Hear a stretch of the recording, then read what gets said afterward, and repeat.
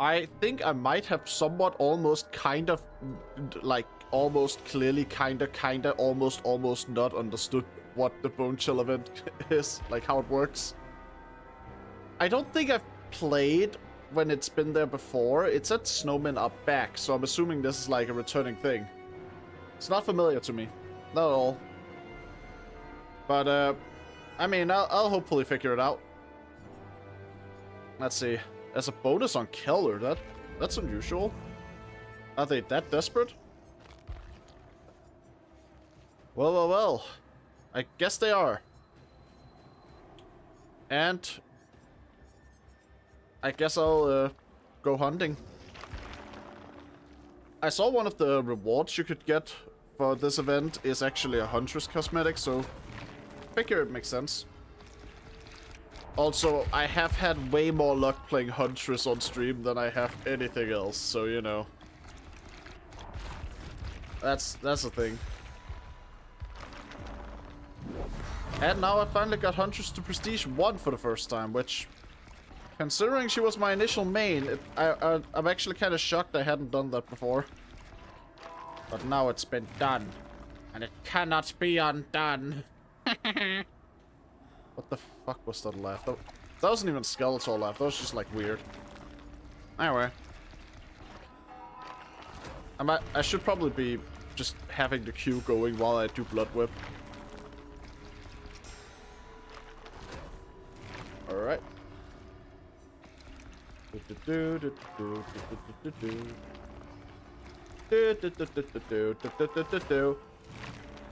game audio seems like it's kind of loud. Just gonna turn that down a tad. I haven't really... I thought I already had gotten it down to the perfect volume, but you know. You never know. You never know. That's one hell of... I can words good. I words very good. Anyway, so that was my last juice. The last blood juice. My last ounce of blood juice. I mean, I've gone from brain juice to blood juice between this and the Evil Within, which I'm actually now thinking. I wonder if the Evil Within kind of, after playing the Executioner DLC, kind of feels like a perfect fit for a crossover with Dead by Daylight. I guess it's not really that relevant. They've only gotten one game. They've only got like 2 games and some DLC, and no real news on a new one as far as I'm aware. So I don't know. Maybe they're not. Maybe they're just not that into it or the idea. But who knows? Either way, you know. No, at the very least, I feel like the Keeper could be a good skin for Trapper. What is my loadout? I haven't really thought much about builds, so... You know.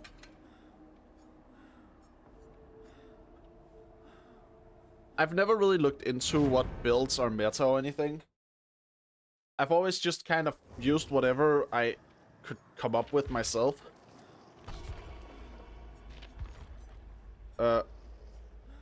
Which usually means I put Unrelenting in there, because I have a long history of missing attacks.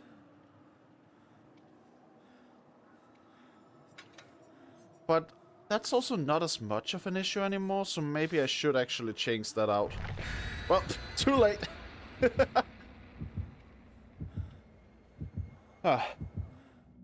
Either way.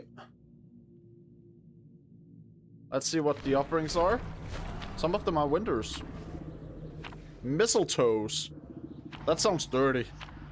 That looks dirty. Oh, that is someone's fetish. Someone put their fetish in as an offering. 100%. Huh. Man. But yeah, I got in faster than I usually feel like I do when I decide to stream as a killer. Stream's only been going for nearly 5 minutes, and honestly, I wasn't even in queue for a lot of the time, so... Guess a lot of people are playing right now.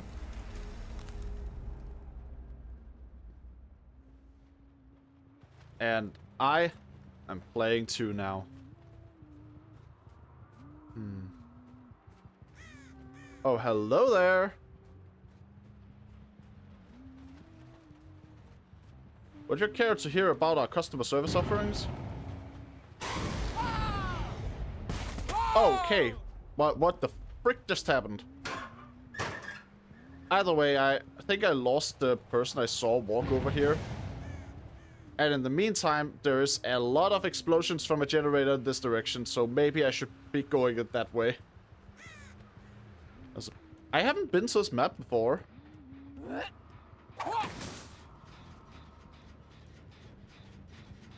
Oh, someone's upstairs. Who is it? Who's being naughty and repairing my generators? They're decorative. They don't need to function. They're not supposed to function. It is... I thought that one was running for a bit, but I guess I was mistaken. Where, oh, where is everybody? Oh, might as well. One of the advantages of Huntress is really just that even if you guess wrong when you're checking lockers, you still get something. And even when people try to do pallets, you can still hit them. I'm probably going to die just because... Oh, not die, but lose because... Well, not that good, but... You know. Might as well have fun while I'm here. And boy, am I here. Hello there! Leon Kennedy, of course you would be out here trying to protect an Ada. Come on, Ada. Seriously. It's like you're not even trying to hide like what you're going to do. And Leon is right after. Why do Leon Kennedy players seem to be the most hardcore role players in the game? Like, it feels like if there's a Leon and there's an Ada, the Leon is going to try and protect the Ada. It's just the most in character that you could possibly be in a game like this. And getting stupidly hit because you were trying to pull something without thinking it through is also very Leon. Now, where is the nearest hook? I really haven't kept track of them. There it is. Oh, don't worry, Leon. The ride isn't that long. Here you go. I've penetrated Leon Kennedy, just like I always wanted to. Now, who's next? Well, first, my axes. Are they not going for saves at all? They're just... Like, if someone doesn't save the... Was it an Ada? They had gray hair, so maybe not. But if someone doesn't save that person soon, then that's gonna be a stage 3. They're gonna be on third hook. Hello there, Leon. Hey there. I know how much you like protecting Adas, so I'm gonna give you the chance again. I'm going to go after you instead of the Ada that just rescued you.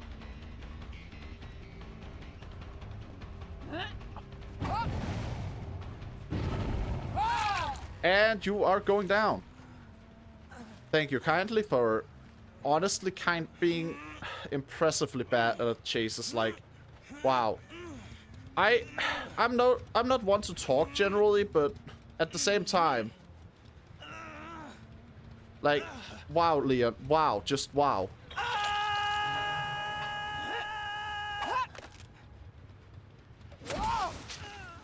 What exactly do you expect to achieve if you can't even like...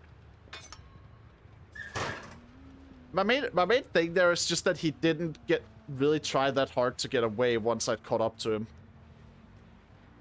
I felt like there was a point where he just went, okay, I'm already dead. And then just gave in. You're throwing snowballs at me? Is that part of the event? I mean, if it's not a snowball, then I don't want to know what it is, so... Oh my god, she is shaving. She is shaving.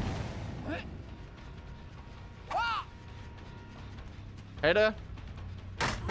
I can't believe I did that work. I can't believe I let that work. Was that a snow trap? What the hell? This event is catching me off guard in a lot of ways. Wow. Anyway. Ada, you're embarrassing yourself. Come on.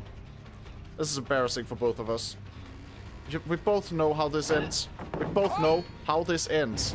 So just... Let's just skip to the finale, eh? Let's skip to the finale. I don't like filler. I don't like padding.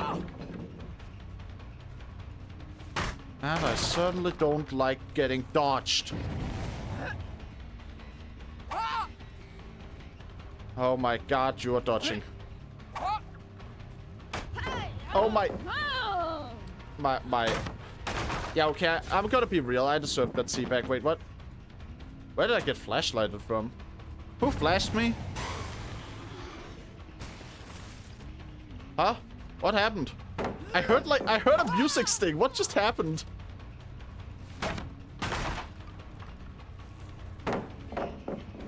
What are you... Huh? What was that music sting about? Seriously, I'm confused about this. Why? What was that music sting?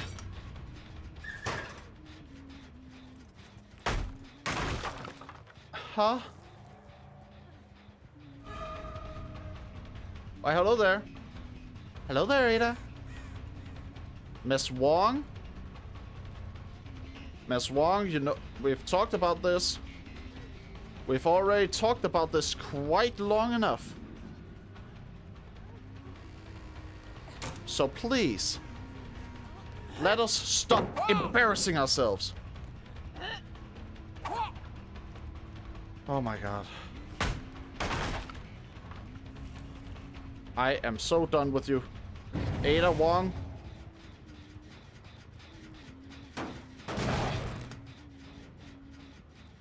I don't even know where she went. Oh well. I guess I'll just have to start searching again. Huh. Is this one going? No. One good thing is, like, there's no generators near my totems anymore, so it's like, you know, they're not gonna find it. Huh? How do you get up there? Oh, the stairs. There are stairs up here. There are stairs that lead directly to Leon Kennedy.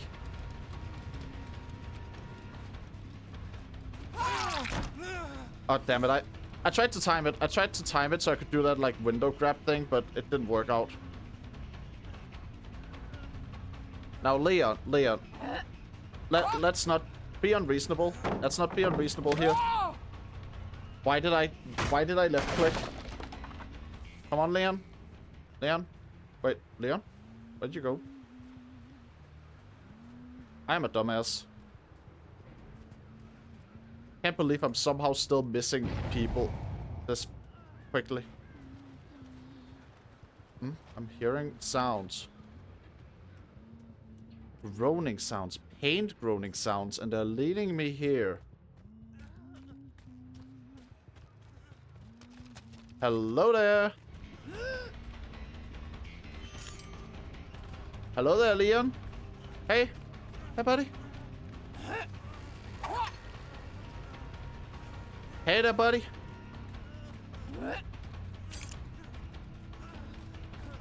Hey, hey, hey.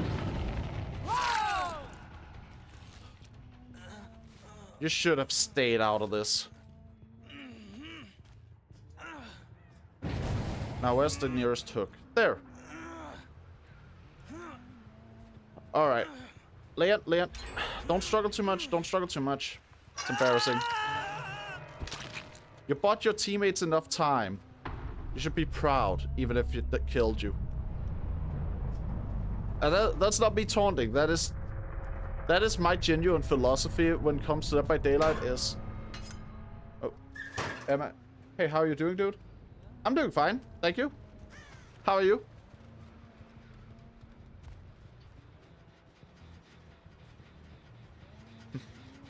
Yeah, my genuine philosophy when it comes to Dead by Daylight doesn't matter if you die as a survivor. Your job is to work together with your team, and not to make explosion sounds that attract the killer. Huh?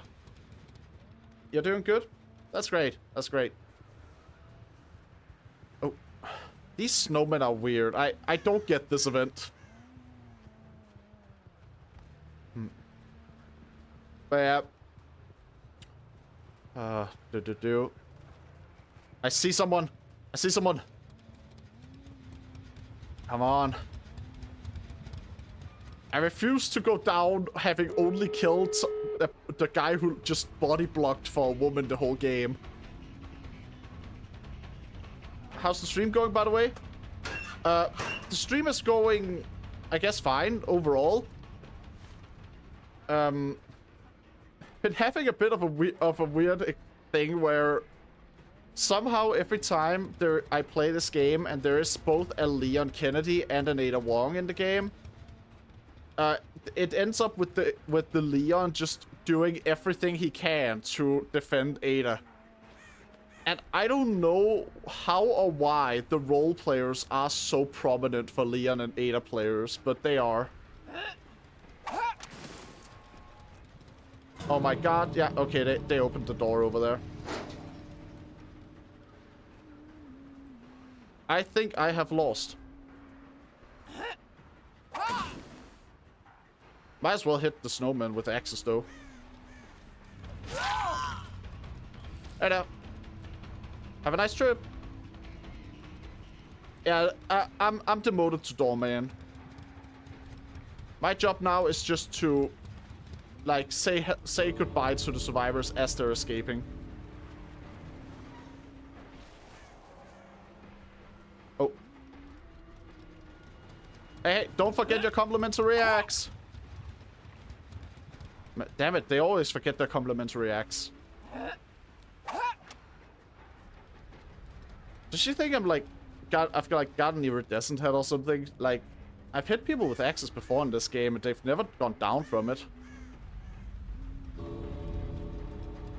I don't get being that concerned about dodging my axes when like provably they don't actually hurt you. There we go. Yeah. Alright. Well, you know what? This is still better than my average performance in this game.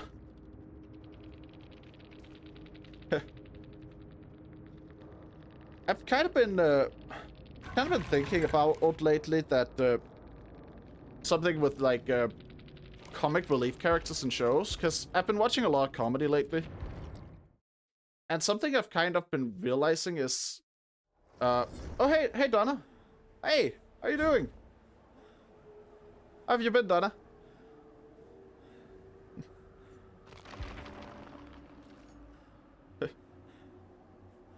Right. Oh, I'm your favorite streamer? That's super sweet of you. And I'm doing really good, thank you. How about you, Donna?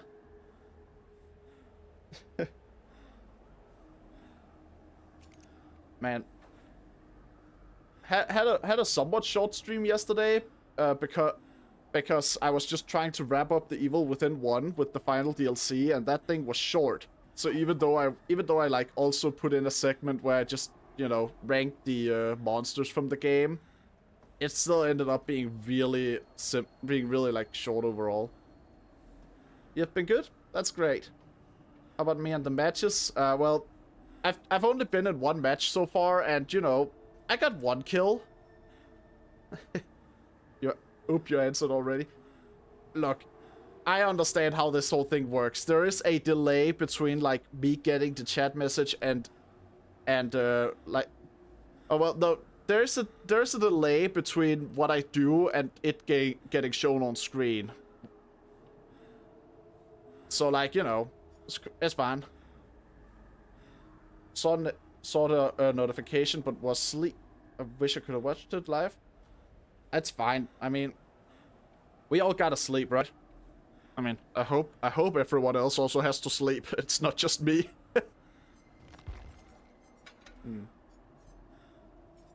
I should really get something other than unrelenting in this build. Let's see.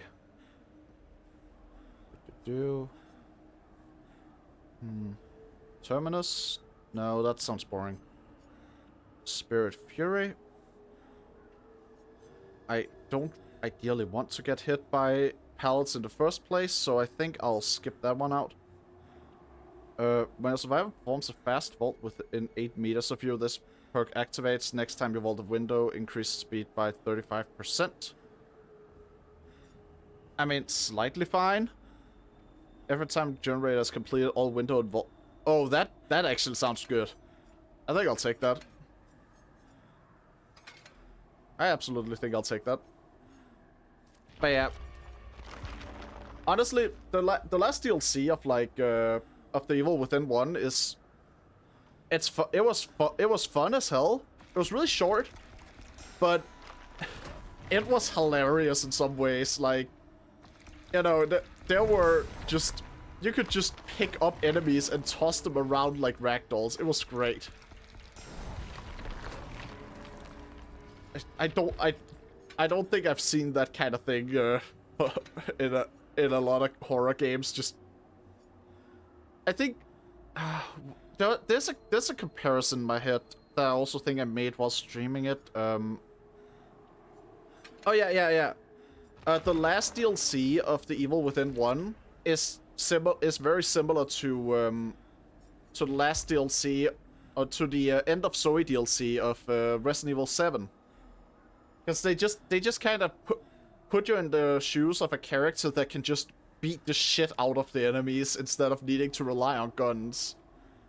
And then they just let you run wild with it.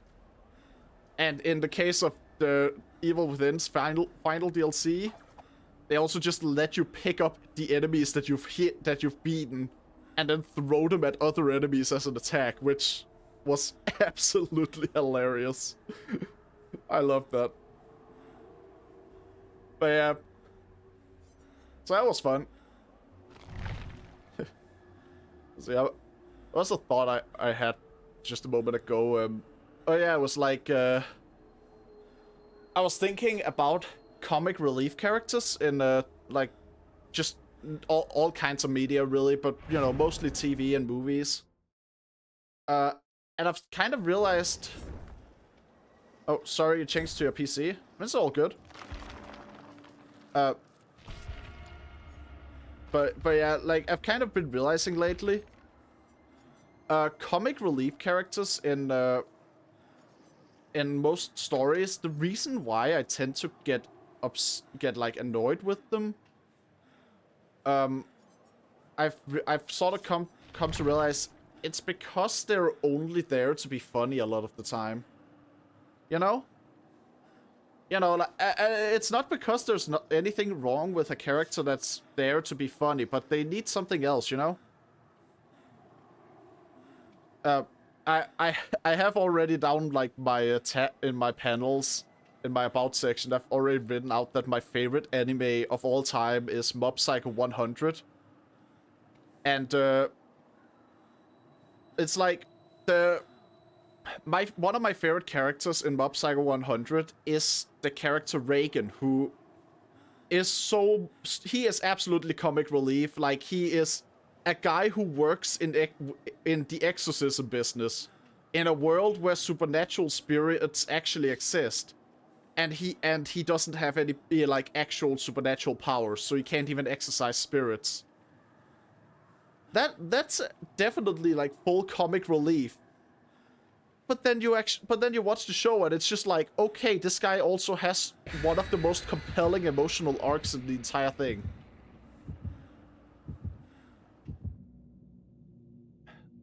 Oh my god, yes, I totally get that. That's why I hate Marvel movies. Yeah. I think Marvel movies, they have been pretty bad with it. I think more than that, they've been bad with undercutting serious moments by having a joke, but they've absolutely also have had cases where a character felt like they were just there for the sake of humor. And again, I'm fine with there being characters whose primary purpose is humor. But I need something more to latch on to, otherwise they're just annoying. And in a similar way, I don't like it if a character is there just to be dunked on, so to speak. You know, like when it happens all the time for some reason that it's just this one character who's just there so every other character can like just be an ass to them. And there's often not really much of a reason for it either. You know, it's so often that the other characters are just going to be mean to this one person for no discernible reason, really. I hate that. I think it's so annoying. Like, I'm not laughing if the characters are just being mean for no reason, and if that's happening, I'm just getting sad for the character. I feel like too much of a characteristic can get boring pretty quickly. I mean, that's true too, yeah. But also, like, you know, it depends on the characteristic to some extent. Like, I would absolutely I will absolutely defend characters like Goku and Monkey D. Luffy to my final breath, even though they can get really predictable. And I just got flashbanged, god damn it. But yeah, like, they can be really predictable, but that's fine. Like, I don't need the character to always be doing something completely new.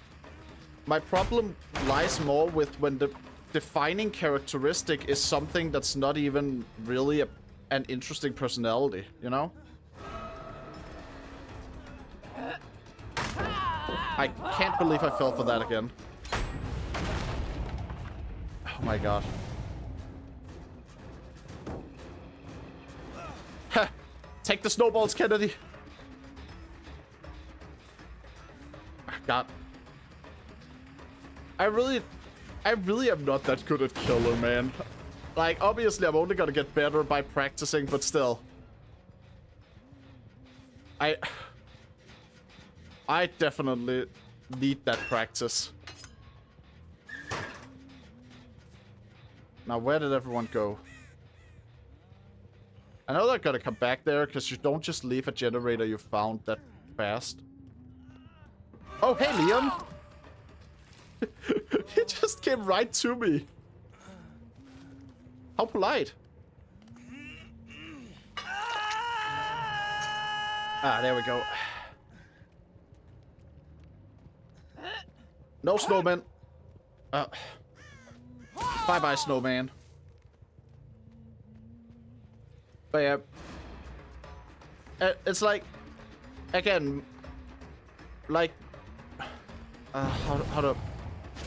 I think a big part of why I also don't mind stuff like, for example,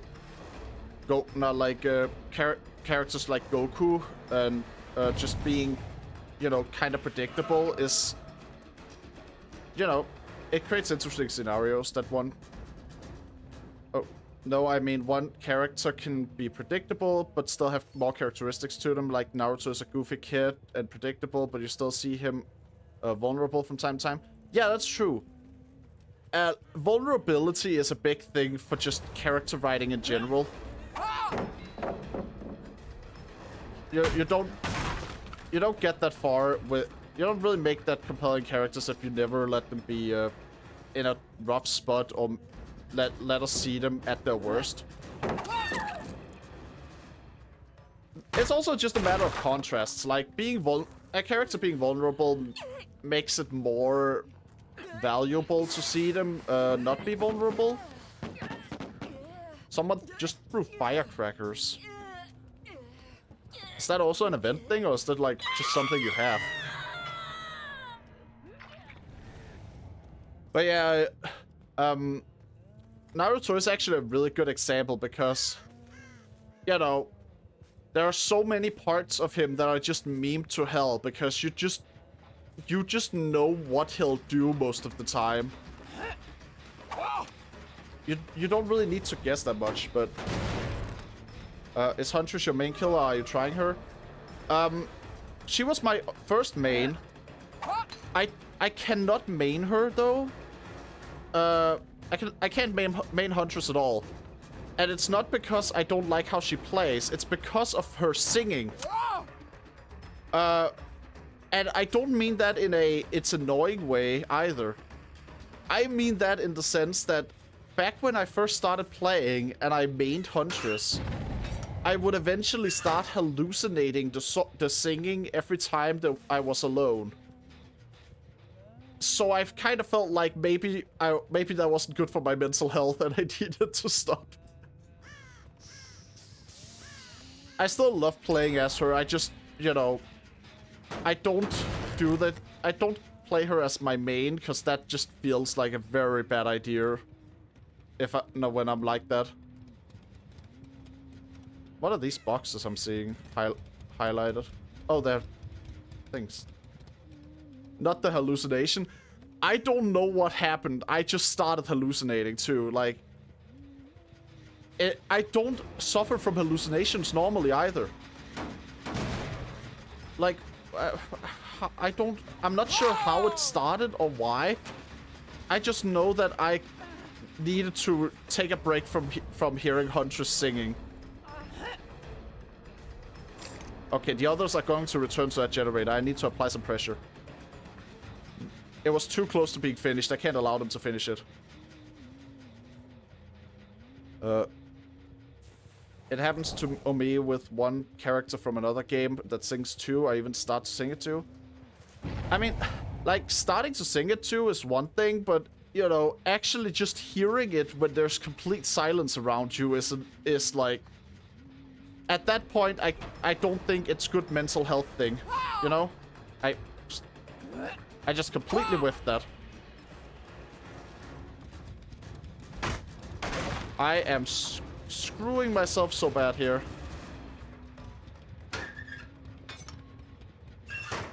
Yeah, I think I am messing this up too badly, man. I mean, part of it is probably just the fact that I'm not really playing Dead by Daylight that much, but also I could do better. I could absolutely do better than I do. Oh, where's the other person? There was another one right here. There we go. Now, get back here. Come on. I can't believe I just got her with that. Now, where's the nearest hook? There's a hook over here. Alright, got it. You're going on the hook, buddy. Getting a free fast pass to Disneyland. Go. Now, where is Leon? I found him around here, so...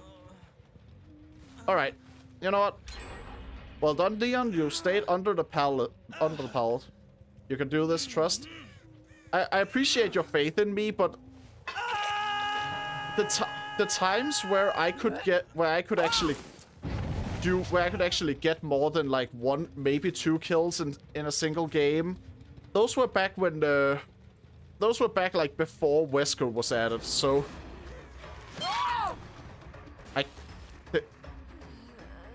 you could at least have tried to get away from the hook before you started healing, man. Like, I get an instant message the moment that someone gets unhooked. You can't just start healing immediately. You need to actually put some distance. I don't... I'm not good at the game, but I at least understand that much. You don't just heal out in the open immediately after having been unhooked. Now, I'm seeing tracks all the way over here. And I'm hearing the sounds of Leon. Oh. You have your first kill. Okay, let's get the next one. I like that attitude. And I think we are going to get the next one too. Leon, buddy. When does that ever work on a Huntress? It's like, the entire reason you'd play Huntress is so you can just react to evil trying to pallet. And just, you know, throw an axe. Alright then. Like, they may only need 1 gen, but I am satisfied with just getting 2 kills. That means I'm better than half the players. Mathematically speaking, anyway. I don't think that's how it actually works, but you know. Alright. Oh, we're going this way, are we? Well, come on then. Come back here. I got snowballs.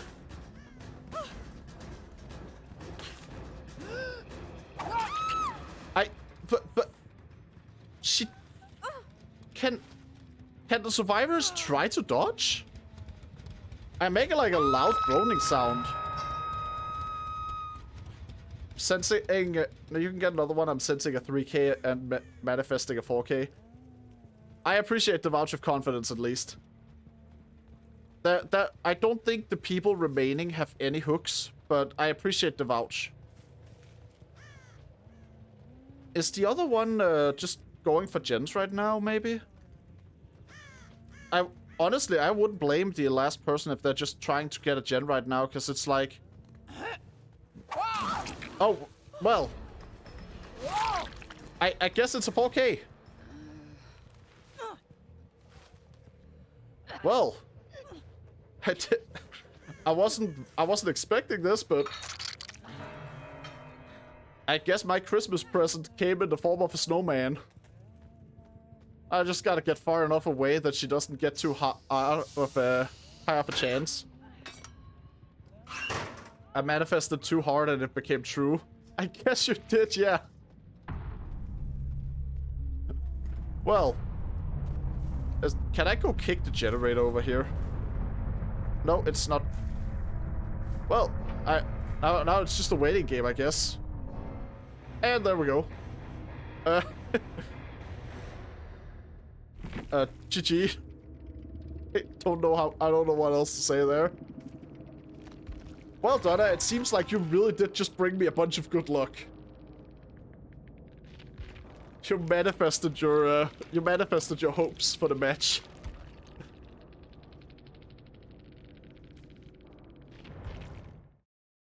Sparkify #1 Huntress in EU server. Oh, I think that's gonna take a while. Huntress has gotten very popular over the course of 2v8. And I'm guessing a lot of those players are still going to be playing it now. So, you know. Also, I, like, don't play often enough, I think. Oh, wait. Snowman... No, destroy 1 snowman and decoy with a snow skull or a ranged killer attack. Huh. I told you you're goated at this game. I mean, again, I definitely appreciate the voucher confidence. I will say though, I thought that I did destroy a snowman decoy with a ranged attack, but I guess I didn't. Must have misunderstood stuff then.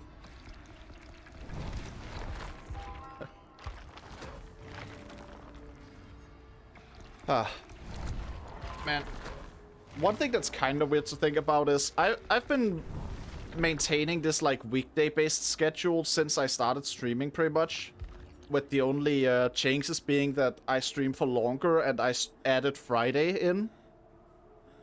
But honestly, oh, can you repeat what you said? I had a brain fart. What I said was just that there are a lot of Huntress players. I think it's gonna take a good bit for me to. I think it's gonna take a good bit for me to actually be the best in the EU server. But yeah, one thing I'm kind of like thinking about right now, right? Is I kind of I've been maintaining the same stream schedule mostly since I started with only minor changes. But come February, I'm gonna have to actually change things up significantly because, well, I'm gonna be a university student. I can't really be streaming during school hours. Oh well, study hours, homeroom hours, whatever you call it. So I'm at that. Once I get my schedule for university, I'm gonna have to start actually adjusting my stream schedule. That's gonna be weird.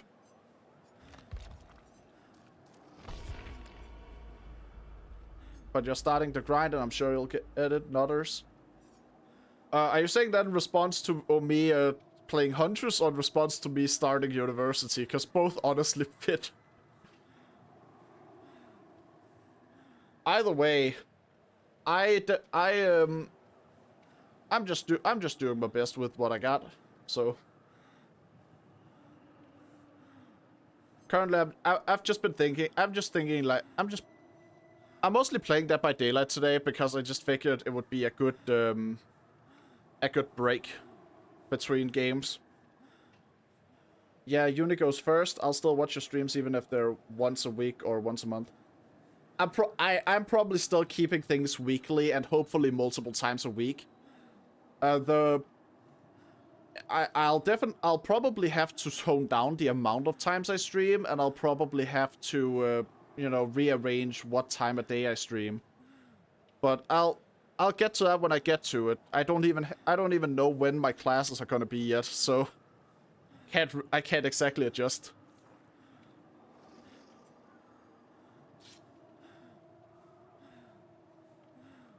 The grind thing, it was in response to the Huntress thing, but same can go for Uni. Yeah.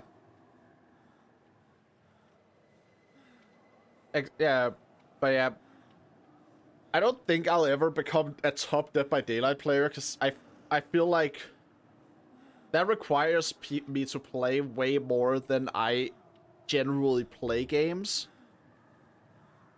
You know, I like playing. I like getting really into a game and playing it a ton, but I also don't think I have it in me to play a game as consistently for as long as it would take to be the top player of any killer in the EU.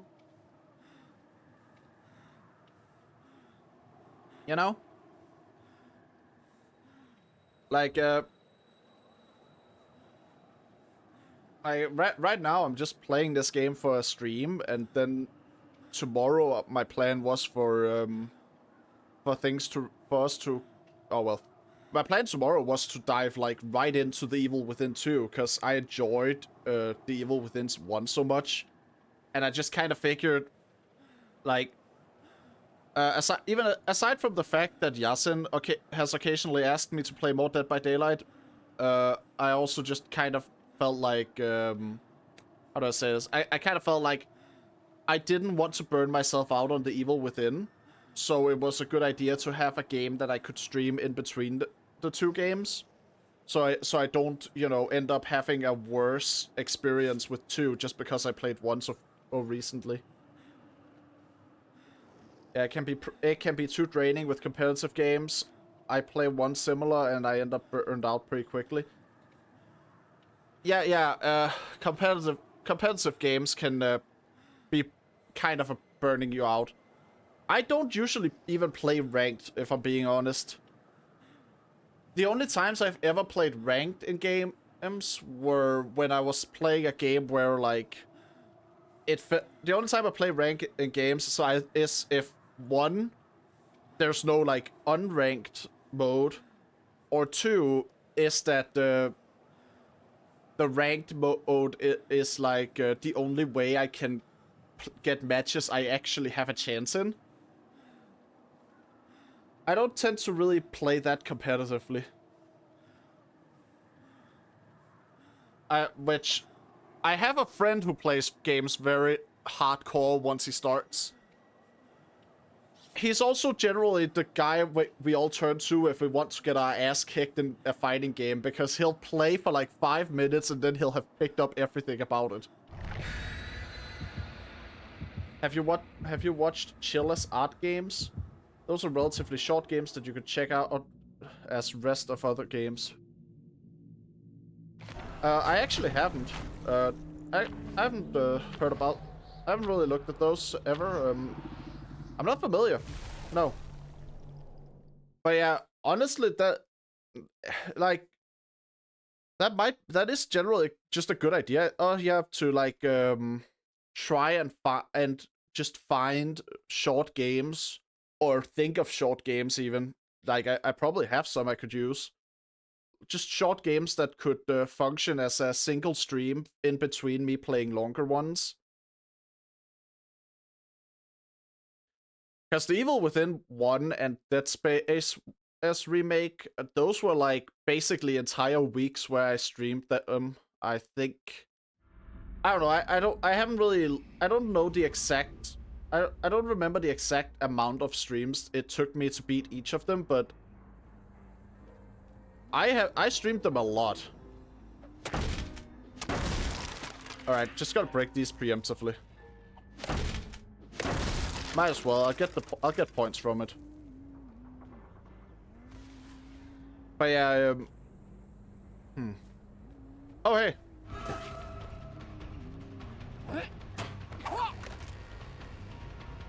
But yeah. I think that like what was it? One of the games that I could absolutely also that I could absolutely play as a buffer in between other games would be Kingdom. What does the snowball do? I have no idea. I just know it's like event related. So I just throw it when I have it. For all I know, it could just be completely pointless. So I have not understood the event at all. I'm just doing whatever seems like it makes sense. But yeah, I see. I have this game, Kingdom. I think that one could probably be a good in-between stream. Yeah, because that one is very simple to grasp and follow, and it also would get repetitive if I played it like a ton.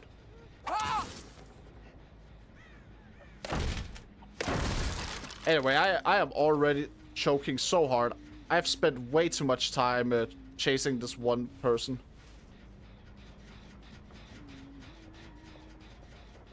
I have spent way too much time chasing people without applying any pressure.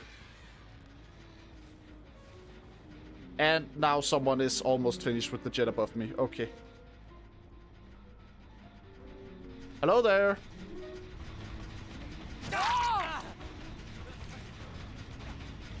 Alright, there we go. Now, where did you go? After falling.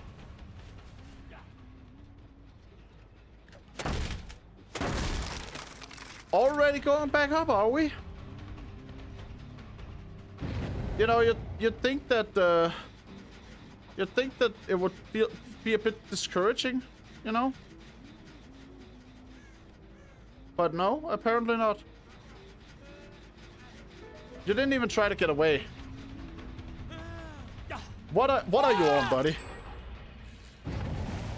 I may have wasted a bunch of time, but this person sure as hell did not make it hard. There we go.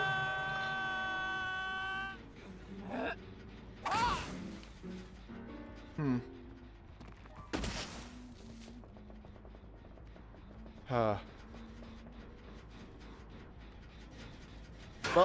better stock up on axes. I gotta ask some questions after all.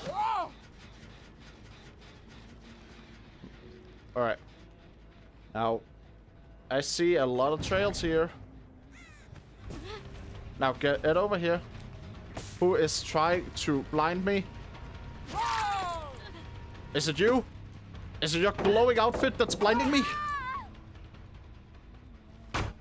Kingdom, it's an 8B game. It's at the very least pixel art. I don't have the exact bit count. But like, there are a couple of them, but all of them are very arcadey by nature, and they're pretty fun. They're just also very simple games that you know, they're not. I don't think they can really hold a stream for, you know, forever. You know, you can definitely get some content out of it, but I don't think it's good for super long-term stuff. Wait, what are you even doing here, buddy? Like, buddy, what were you trying to accomplish by just standing there? Did she think that she like was trapped? Because I'm pretty sure that you can vault over the edge there. And if you can't, then why exactly was she there in the first place? Where did she go? Where is she? Where exactly? I think I lost her. She crawls fast. Well, I guess if I don't know where the people I'm trying to kill are, I'm gonna have to just find someone else. Hello there. Welcome back down. Now, do you want to get back up?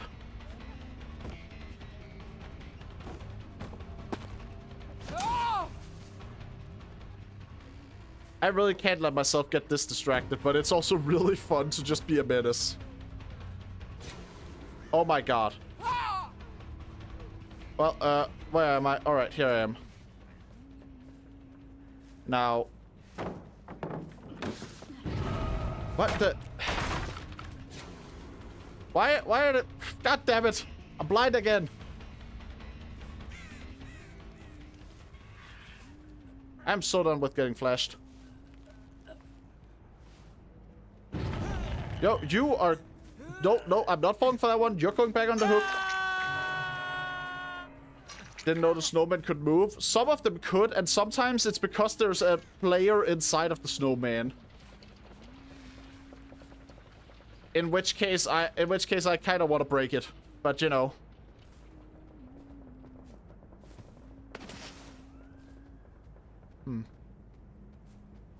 Huh. I need more snowballs.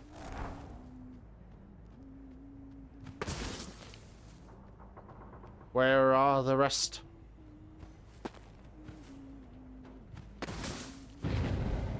Alright. I guess sometimes I don't need to search that long, because they'll just break a generator hard enough for me to hear.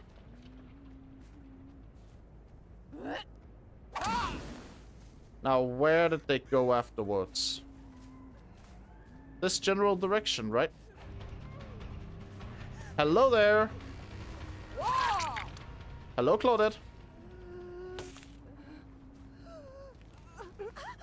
Now, you are going on the same hook literally everyone else has been on. There are so many germs on that hook by now. And I saw someone over here.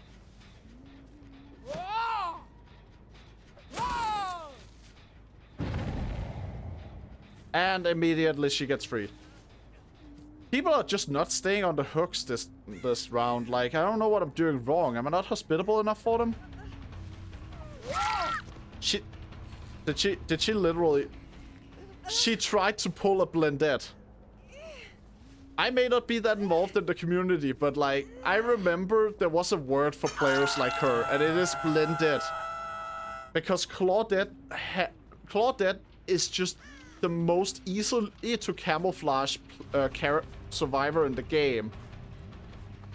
Like, her clothes are so dark, you can just hide her anywhere.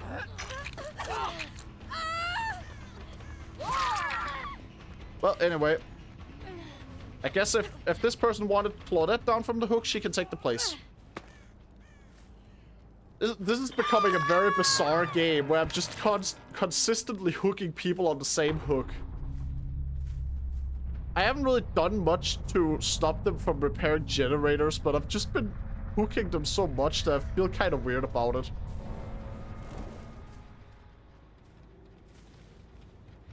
Oh. Time to, see if I can't find the others then. I guess I found the others then.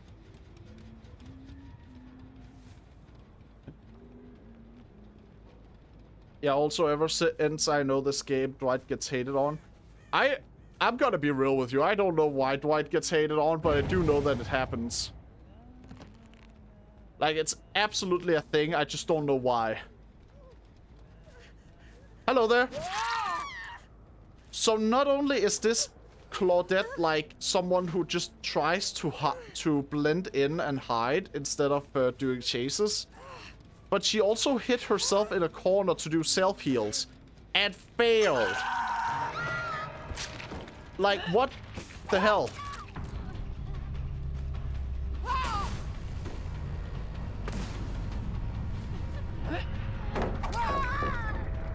I'm gonna be real.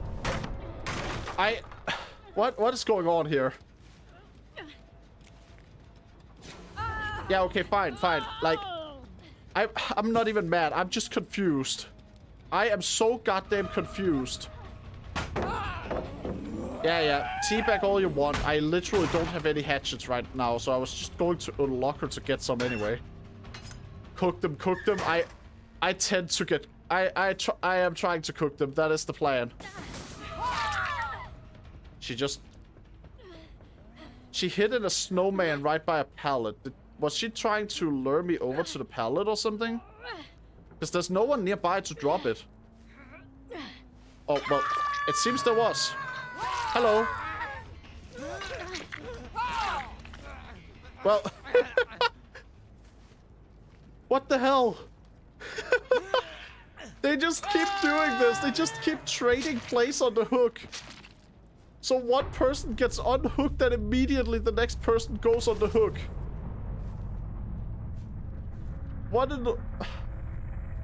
kind of a match am I playing?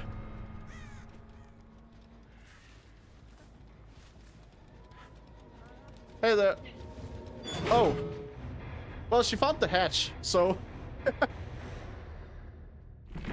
I'll just GG that, but I'm very confused. Let's go, no more teabagging. Yeah, they got a lot of pain for the teabagging, but like... I am just so confused. What was the strategy here? What was the plan? They just kept unhooking right in front of me and then getting hooked because of it. I don't get it. You know, normally when you unhook, it's so this killer doesn't get people on the hook. But here it just kept happening that someone got hooked immediately. And why is the looking for match thing blinking? You can like barely see it behind my model. It is just flashing. That's an epileptic risk. Wow, okay. Cancel, try again. Why is it doing that?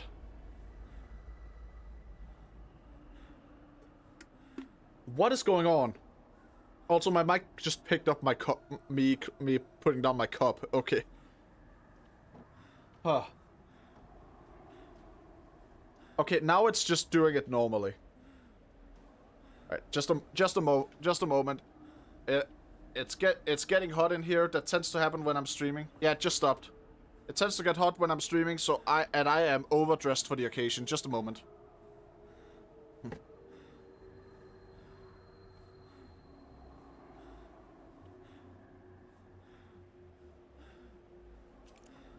Alright, there we go.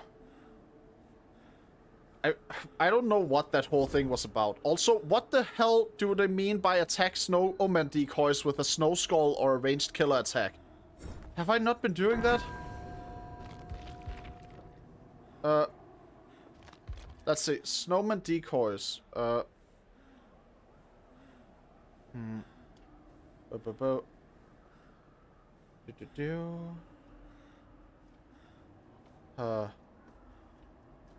Instant snowman. But what is the decoy thing? I don't get this. As any snowman can be seen wandering the land, whether or not someone is inside it. And now players can carry a snowman with them wherever they go. But what is this whole thing about snowman decoys? Like, snowman decoys, it's the first challenge of this event. How do I do it? I don't get this. Snowman decoy. Oh, the snowman decoy is something survivors build or what?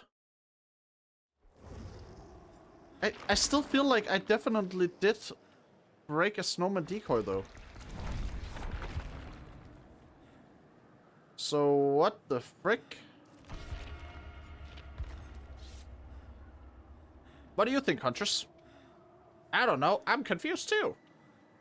Okay then. Ugh.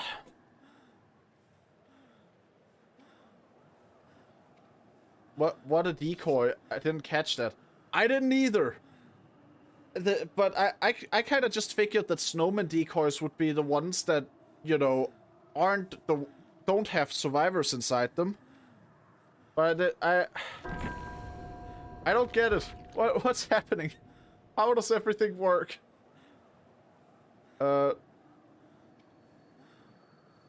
Snowman instant snowman.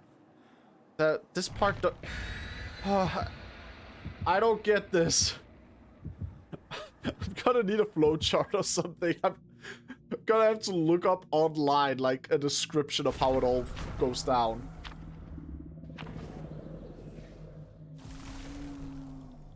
Maybe it's something you have to do as a survivor?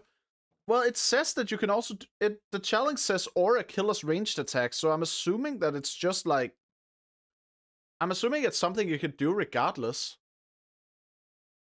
I don't know, it's weird. Oh well. Loading.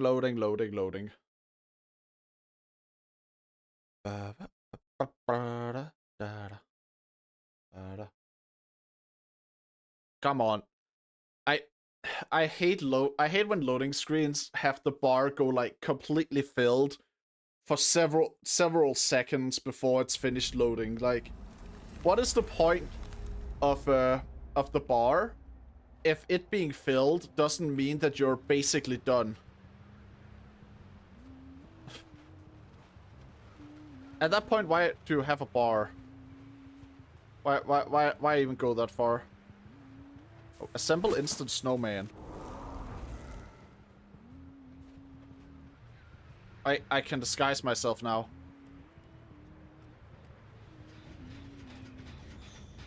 Well. What? I'm gonna be honest. I feel like this is a weird kill to get, but I'm not gonna complain about survivors that just don't bother getting off the gen. Also, I need to go and kick the gen. Bank. There we go. Now, where did Ada go? I have a theory, but it doesn't seem like that theory was correct, so I'll have to develop another theory. Why did she stood there? I don't know. Like, was she confused?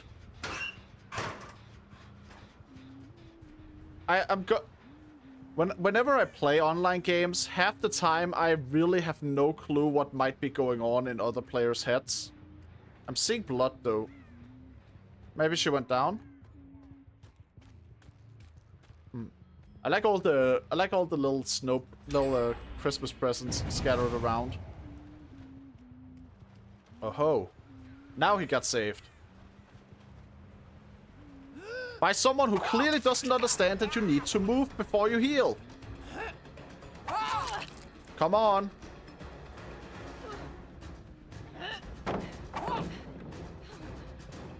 Like, what the hell? Why is that such a common mistake I'm seeing people make? Like, it's just a simple fact. If you are healing at a place where I know you are, I'm going to come and interrupt the healing and just start chasing you. You just move a bit before you start. That's all it takes. Anyway. Snowman. Jack Frost has entered the game.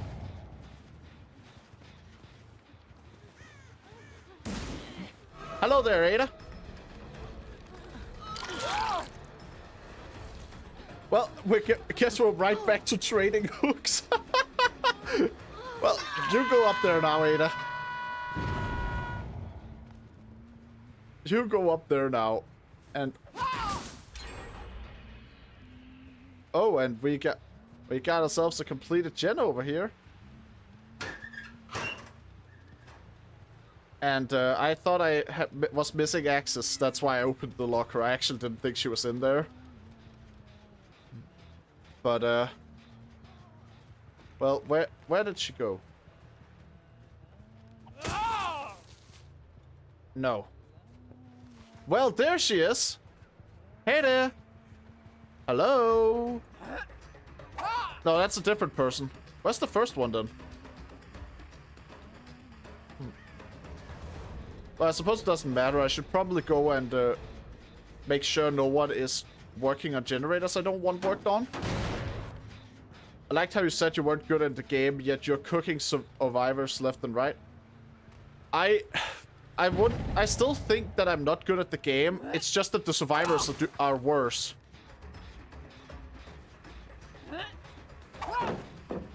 You know, like...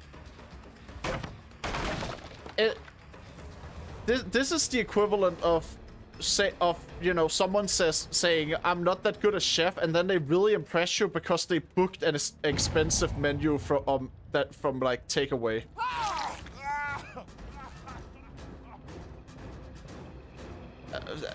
You know, just at what point does it stop being my effort that counts? That's not to completely discredit me, but you know. Just some of the moves these survivors have made that just why are you playing like this? What is your idea? What's your vision? I want to understand your plans. Well, anyway. Bye-bye. Second hook and he's in a basement. Like that's not an easy rescue. Oh. And I get to break some gens now. That's good. And someone else is breaking gens with me. I do enjoy a cooperative effort. Let me finish that work there. There we go. The gen was only half broken, not fully broken. Like, come on, you don't abandon half-assed work like that. Oh, and it's Ada. It's Ada again.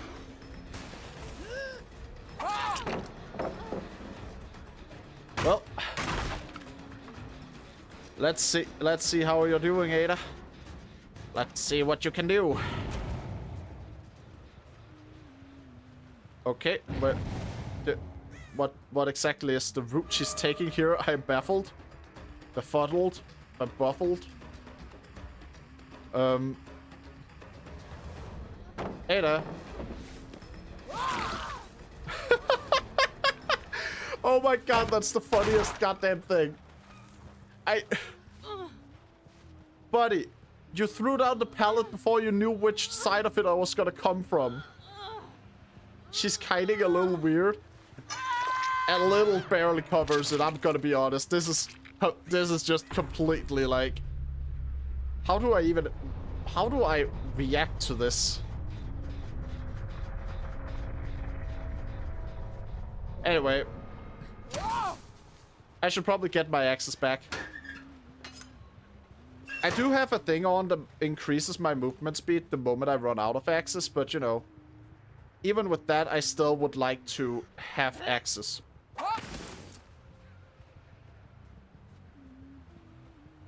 A fast Huntress without axes is still worse than a Huntress with axes. That it's just, you know. Oh, thanks for following, young Troy. There's so many snowmen.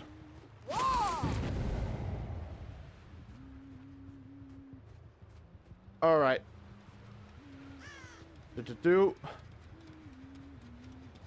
I heard an explosion from over here.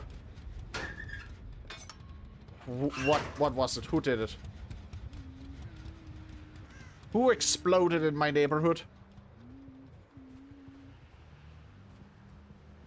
I can't tell if I get confused by the red, like, ribbons. Let's go one more for the goal. Oh yeah, that's true. At least I think it is. I actually haven't really checked on the goal for a bit.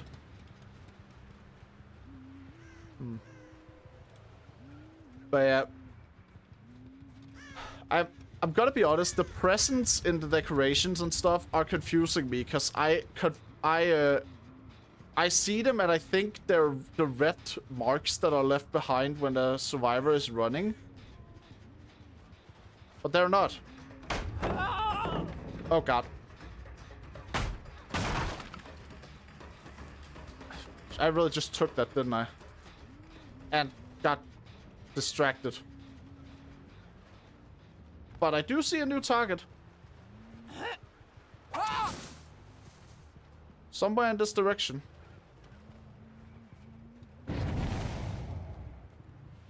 Okay, seriously, who is constantly making explosions over there? There's not even a generator. I am confuddled. Alright. I saw someone. There you are. There you are, doing vaults for no real reason. I wasn't on that side yet. Hello. Hello there. Well. I'm gonna be real. A lot of the time, I don't get the blinds. That was a good blind, but like... I remember there was a time where I just consistently would get hit with the flashlight as I was destroying the pallet, which is just like... What? Oh, okay. I thought I was trying to dash there, but like, you know, if you get blinded while you're destroying the pallet, you're already locked in an action, and by the time you finish that action, you're already unblinded. So like, but for some reason, people kept doing that to me for a while. Now it seems like this person has like slightly better timing. So, you know, props to her. Oh. Now, where are the others? I should always check this one. This one is like a very obvious and easy to find gen, so it's gonna be one of the early ones people end up going to. And now someone's been rescued from a hook, so I should go there too, because my experience tells me they're just healing her there. Yeah, okay. They really are. Hey there, Bill. You're on your last hook, aren't you? You're gonna die, Bill. No one to save you. And thanks for wasting that pellet.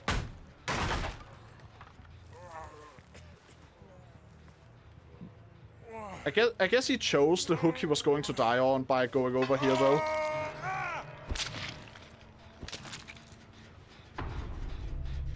So, you're going to win. They still have 3 gens to go. I mean, honestly, I'd say win is just a strong word to use in Dead by Daylight. At least as a killer. Like, survivors have a definitive win condition. For killers, it's just kind of like, play somewhat well. You know? Like, you don't lose the game just because you don't kill everyone. So, I actually have a hard time defining what a win is in this game. 4K, let's go. Might be possible, might be doable. Of course, if I get down to 3K, if I get to 3K, then there's always the risk of one of them finding the hatch, but you know. Oh, hello there. Someone's been working on this thing. But who and where? Okay.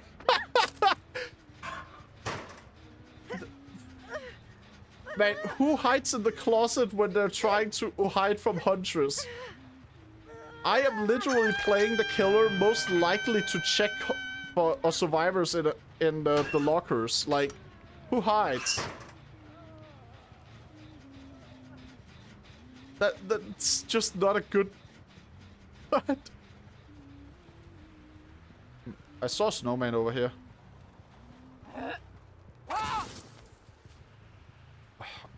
I want to destroy snowmen. But all these survivors keep distracting me with their generator repairs and stuff. I don't think that one's being worked on.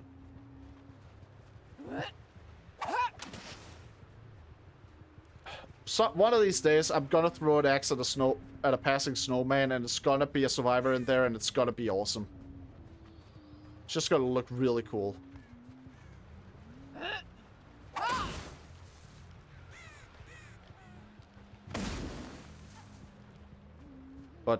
But apparently that day isn't today. Where is the other survivor? There is another survivor. Where is she? Like, she's just abandoning her teammate. Buddy, your teammate is on her last hook. Oxo, like, she is going to die. Your teammate has died. Were you just trying to get the... Were you just waiting it out? Like, what the hell? I think this survivor was just waiting out her teammate dying so she could find the hatch. Which, granted, like, probably a better chance of winning that way, but still.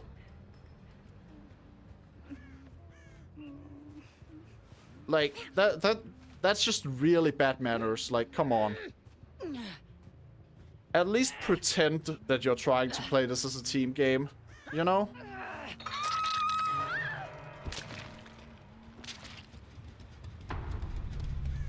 There we go. Like, come on, man.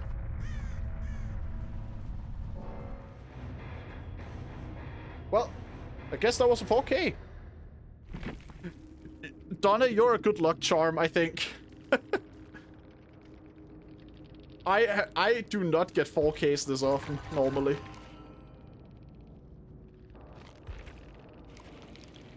GG. I got a GG in chat. There we go.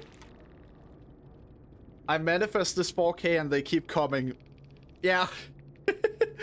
You've developed a magic power to manifest 4K runs.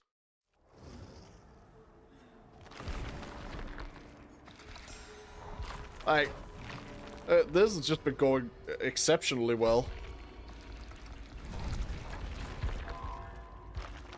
Huh.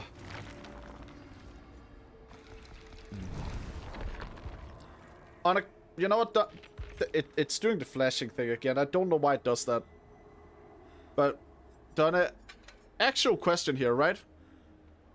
Do you know about have you ever heard about Warwolf? It's a historical trebuchet, like a weapon. This is completely unrelated to literally everything going on, but just bear with me, right? Warwolf was basically it was during like a war in Ireland, I think the War for Independence. And there was a let's see, there was this one castle, Stirling Castle, I think, that was really hard to just take. And that this so Stirling Castle, right?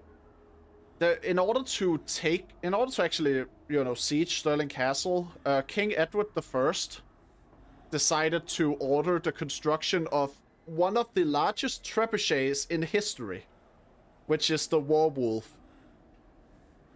Now, in itself, that's, not that big of a story. It's just kind of like, oh, cool. So that's how one of the biggest trebuchets ever came to be. But, then you look a little further and you learn that, well, Stirling Castle surrendered by the time the trebuchet was finished. And King Edward was apparently so upset about, like, them having surrendered. Oh, can you write in chat the word you're mentioning? Warwolf? So like this. But yeah, so like, the King Edward I was apparently so upset that the enemy castle had surrendered, but just as the trebuchet was finished, that he basically denied surrender just because he wanted a chance to fire the trebuchet.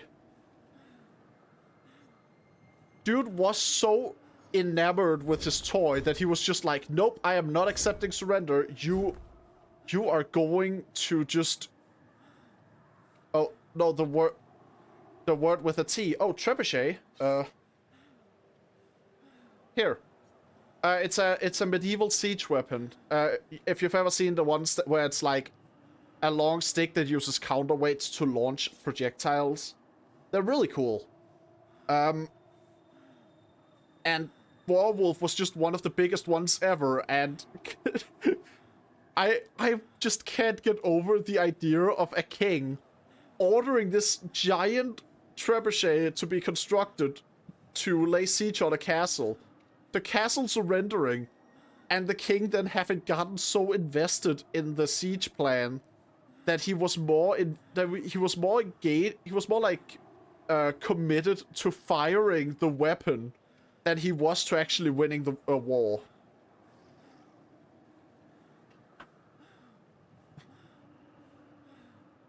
Ooh, I know the weapon, but not by that name.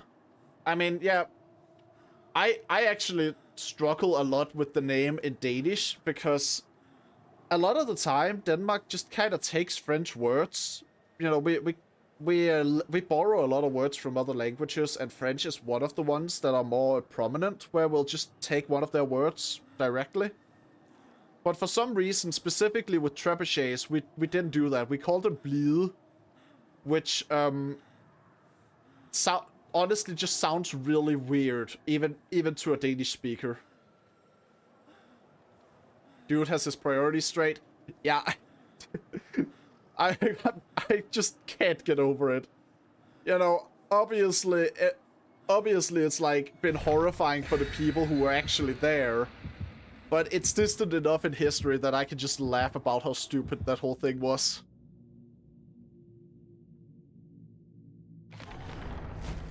Alright, let's see.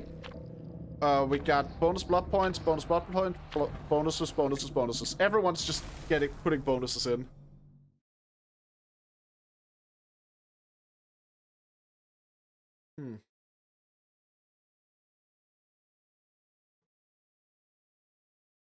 Now,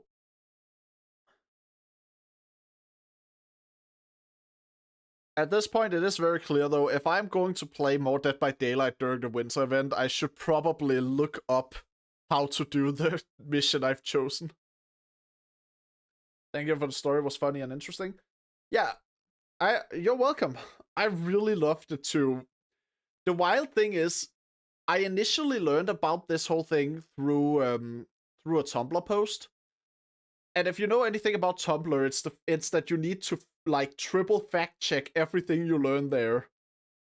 You know, like that website is literally the place that founded the term net zero information to describe situations where like someone learns something and then learns that thing wasn't true in the same post.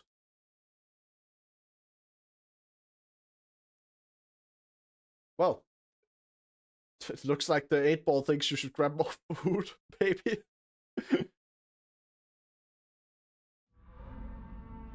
But yeah.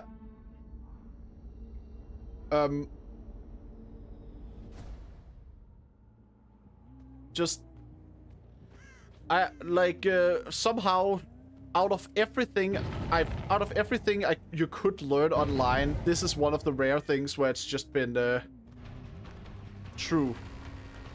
Sorry, I'm so invested in the 8-ball. Don't be sorry. I enabled the 8-ball for a reason. I think Magic 8-balls are fun. You know, like you know the answer you get is random, but whatever, it's fun. Oh my god, I thought I'd hit him.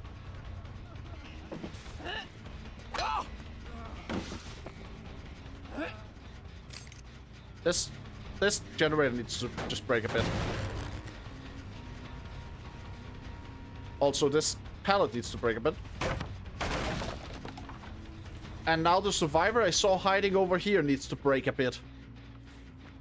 I'm going to break you, Batman! Leon Kennedy, eh? I used to study history in high school, but they teach us the basic stuff. So it's always nice to get to know more bits. Yeah, I mean, you know, obviously schools should also focus on the basics and like the major events and all that stuff. But at the same time, like, you know,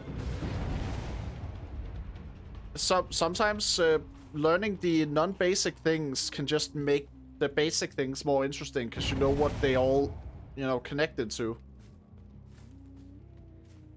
Like, and I think Warwolf is a perfect example. It's a fun little bit of history that is actual history knowledge, but still just it's still just a fun little thing to know, even if you aren't super into history. And I think it's good to learn those things as well as learning the things that are like more fundamental. You know, like I wouldn't want people to stop learning about World War II, but I do still think that it's fun to learn about just more specific individual events instead of the grander, like, general stuff. I think maybe that's what I'm going for here. Like, the general stuff tends to be... We tend to learn a lot of very general stuff because it's hard to really wrap our head around all of the specifics. But if we only ever learn the general stuff, then it's not going to stick as much because we don't have anything interesting to point to about it. I think that's like my stance. You know, it's sort of like how in order to get invested into the lore of like a fictional world, you first need to just be introduced to a story that takes place in that world. Like, you can't just instantly start reading the lore documents or whatever. You have to first start by you have to start by actually just finding a story within the world that you find interesting. Now, where could I hook you? Here. All right. The thing is that my first year was world history, second year Mexican history, third year civilization history and art history. Honestly, that last one is also just very broad, huh? But yeah, like, those are very broad categories overall. Like, it's not necessarily bad to have those broad categories, but if you don't get something, if you don't get something on top of it, instead of just having the broad categories themselves, then people, that's kind of one of the things that can make people think history is boring, when they're just getting a general list of events.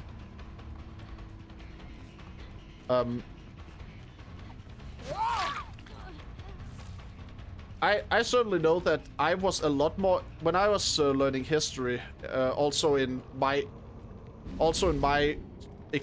country's equivalent of high school. One of the things that really got me invested in it was oh, I'm hearing grunting. But one of the things that got me invested was actually just learning the about like some specific historical people's reaction to Greek democracy. It was brought like that because those were the basics, so in uni you could pick part of history you want to study. Yeah, and I also definitely get the importance of studying the basics, you know? I just think that you need to have some occasional bits that aren't as broad, so people have something to sort of cling to, attach themselves to. Does that make sense? Like, I definitely, like, as I was saying before, like, when I was, I think studying the history of Greek democracy would have been absolutely mind-numbingly boring if I didn't have stuff like letters from people who are angry about the idea of democracy to read through. You know, that gave me something more specific to latch onto, and so I end up remembering a lot more about that part of history overall. Which, you know, it's an important part of history too, because it's, you know, the first recorded democracy.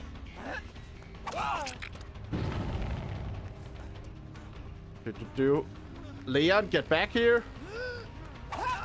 Get your twink ass back here, Leon. There we go. Leon, you're going on the hook. There we go. You've been penetrated, Leon. Now, I know some people were nearby, but it doesn't really matter because Leon's dead.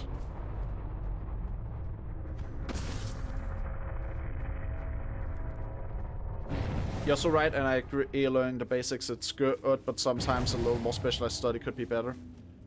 Yeah, and I don't even think it's necessarily that just overall study needs to be specialized. I just think that you need something more specific to latch onto occasionally. Because otherwise you're just going to end up not really feeling it in the long term. You know? Oh god, I got blinded really quickly. How quick are flashlights right now? I feel like it used to be that you would at least have time to look away and like react and stuff, but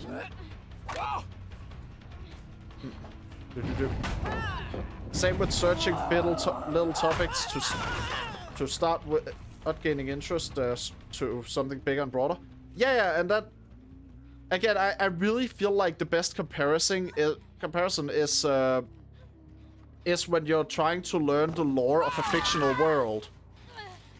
You never start out just reading the overall lore. You always start out learning a story. And oh my god, how fast can you get blinded in this game? But yeah, like, you always start out learning a single story that took place in a world. And then from there, you now have the interest to study the broader world. Either that, or you like learn a single little specific detail that catches your eye. And that also works. my interest in Warhammer, for example, it started out purely just with me learning about orcs. Cause I was just being told about Warhammer by some friends, and I tuned it out like I often do when people tell me about stuff about their interests without really, you know, paying attention to whether or not it's something that I can even follow. But then, in the middle of it all, they started talking about orcs, and they just mentioned that, like, orcs in the Warhammer 40k are, like, they're really stupid in the way you would expect orcs to be, and they're really aggressive in the way you'd expect orcs to be. But then there's just this one extra bit that goes like, oh yeah, and also they have reality manipulating powers that cause the world to work whichever way they think it works. And this power only works because they're too dumb to realize it's working. Like that's really funny to me. And that small bit of just like fun I got out of learning that was what started me down the path of actually caring about Warhammer overall. So yeah, like you need those little bits and bobs of a story that you can latch onto instead of just having the larger pieces all the time.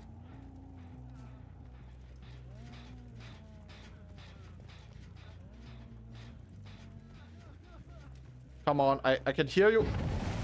I can hear you crying. There we go. Go down, buddy. I'm gonna take you to Disneyland. Get in the fast pass, first class seat.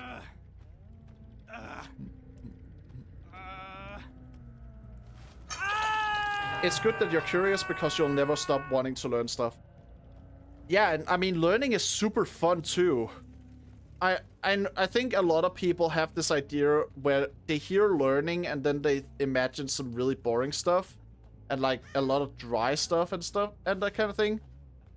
But you know, it just kind of I think that's mostly just bad experiences. When you're learning under good conditions, it's fun. I'll lurk for now so you can log in. I mean, you don't need to lurk for me to log in, but I also I'm not going to force you to chat either, like, you know.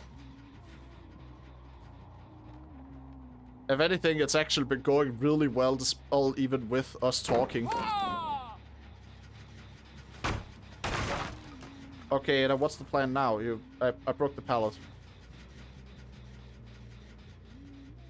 Yeah, there we go. There she is.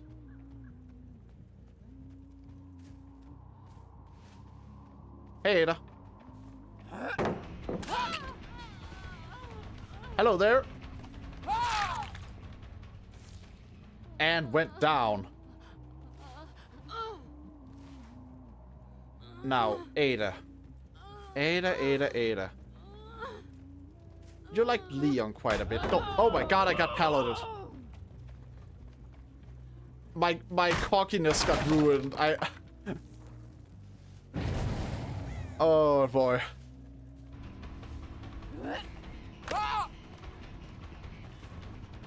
Well, breaking this one. Poor Ada, she nodded and you pay her with a down. I'm pretty sure the nod was like a taunt.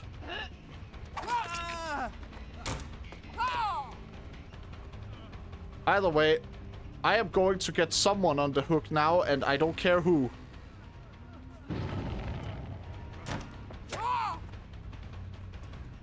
My speed has been increased because I'm out of axes.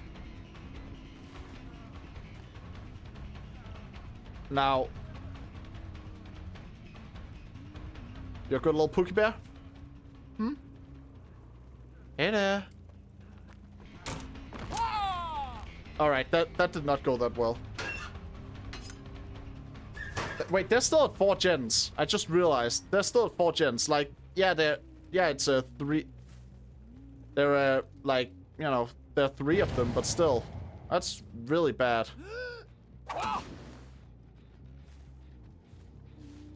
Anyway, I lost him, so that's unfortunate. Kind of embarrassing, if I'm being honest.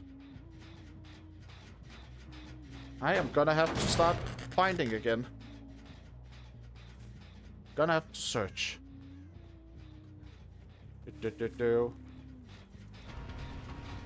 Really? Even Ada was still here? About to cook them again? I genuinely think you might be right. Ada, what are you doing? She was literally next to the hut that makes, like, the best place to loop killers in the entire game. And she decided to go to try and loop me outside of it. Even I know not to do that, and I can't do chases as a survivor. Like, I die pretty much instantly. Even I know to stay in the hut. Oh well. Guess that's at the end of Ada. So, who's next? I think I found who's next. I think I missed my axe throw.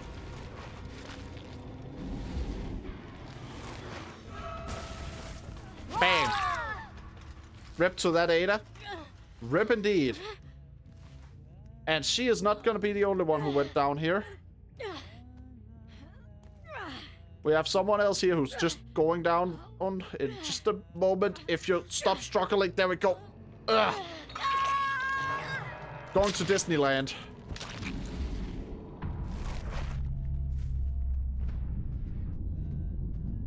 Alright. Now, gotta find the hatch. Well, okay then. That was, speak of the devil, I guess. Holy shit, I just said gotta find the hatch and the game immediately provided.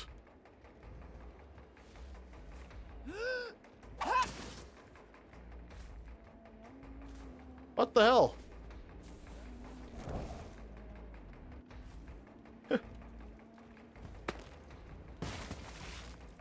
Well, okay, just a moment. Gotta do some moderation, because this is still an important little thing I gotta take care of while streaming. This is the disadvantage of playing multiplayer games on stream. Since I am doing everything solo, I can't really I struggle a bit with you know, moderating while I'm playing multiplayer. But yeah, that was like, that hatch find was wild. Bro, I think that might have been a decoy. Okay, the last survivor escaped. Banhammer. Yeah. Let's go bot attack. Honestly, bot attacks don't bother me that much. They're just, you know, quick and easy to deal with, and then they just leave you alone after that. I'm more confused about, and I also like talked about this on Twitter. I'm more confused about when it's not a bot. When someone is actually going into the stream, clicking past the rules that say don't advertise, and then start advertising. And you know, I get that they are not really concerned with following rules and stuff because they're not planning to be there in the long term. But I'm just always thinking, what do you think you're getting out of advertising to someone who explicitly writes in their rules that they are not accepting advertisement in the chat? And even more so, like, yesterday, I had someone come into my chat and do it the whole like, oh, hey, how you doing? Have you been streaming for long? Here's the advertisement thing. You know, like the same order and routine that every single advertiser does. But this time, after I had like told them off and deleted the message and stuff, they then went to Discord and started trying to DM me.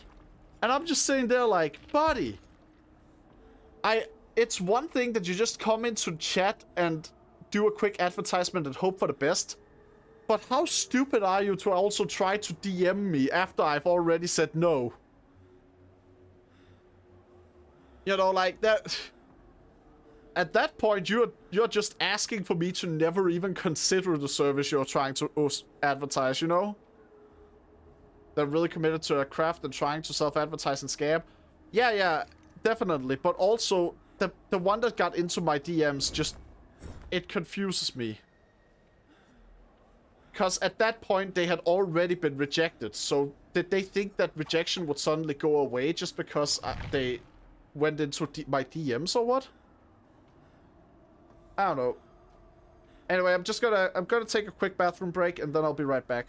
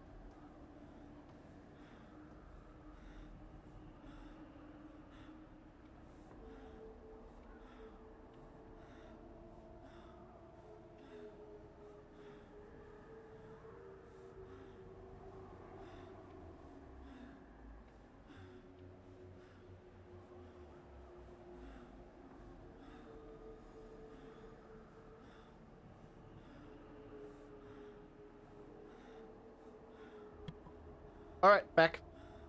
There we go. Ah. I've talked about a lot of pizza on stream before, right? I thought about this while I was also just filling my water bottle. I talked about pizza a lot in the past, and it's because it's one of my favorite dishes. Which, you know, go figure. I think pizza is one of the more obvious choices if you ask someone what their favorite food is. Because aside from just being tasty, it's also really varied. So it's a lot harder to get tired of it. But yeah, I recently tried something that was similar to pizza for tried making something similar to pizza for the first time. It's not really pizza. It's called tarte flambée in French and Flammkuchen in German, I think. I probably butchered that pronunciation, but I don't think you can pronounce the German word for it without sounding aggressive, like Flammkuchen. But yeah. It's basically like if you were making a white pizza, but there's no yeast in the dough. Instead, you just roll it out really thin, so it basically becomes like a cracker when it's baked. and then you just put a like mixture of dairy products on top and some onions and some bacon. Pretty delicious, honestly. Not quite as filling as a pizza is, but it makes for a really good appetizer.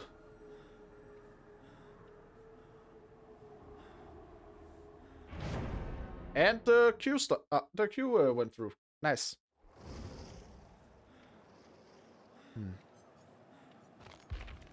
Now, should I change anything out? I don't feel like I've been benefiting from Haunted Ground at all. So, sounds shot can you write the name of the dish? I'm gonna be real. I don't know if I even like remember what the name of the dish is spelled. I'll try to just quickly look it up. But all right, I got the French name for it here. Here you go. And yeah, it is pretty yummy. The recipe I found had the like, you know, you don't really put, you know, cheese and tomato on it. You put a different like mixture on it instead. And the recipe I found had that mixture be a mix of cream cheese, creme fraiche, and egg yolk. That's then been seasoned with salt, pepper, and I don't remember what the English word for muskatnød is. But regardless, the end result was like super delicious. Looked it up and it looks so good. Yeah, it is so good, man. And honestly, it's not even that hard to make. I feel like a lot of more obscure dishes, you know, like the ones where not everyone in the area I grew up in would know about them. They are often really complicated, but this one feels pretty simple to make. Oh, you know, it's genuinely just you make pizza dough without the yeast, and then you put some different topping on top of it. The filling is even easier to make with pizza because you don't gotta make the tomato sauce. I know some people use like canned tomato sauce or some stuff they bought finished, but I'm personally not really a fan of that. I really prefer just making my own. If I'm gonna, you know, if I'm gonna make pizza, I'm making homemade tomato sauce, and I am getting chain blinded. Holy shit! All right, where are they? Where did they go?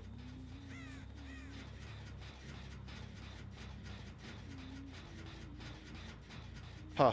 I think I lost them. Oh, there. Wait, I saw something. Yeah, I saw something move. Now. Why? Why was she just standing there throwing snowballs at me? Huh. Okay. Bam. But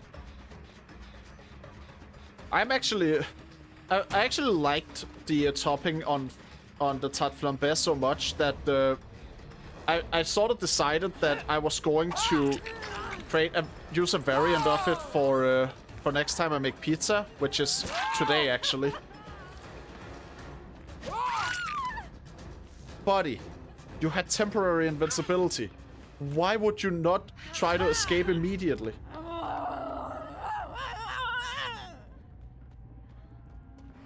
Oh god.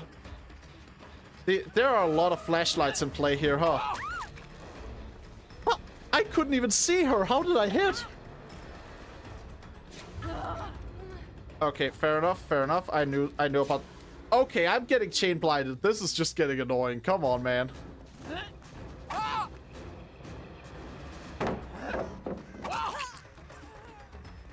Buddy, what exactly were you planning here?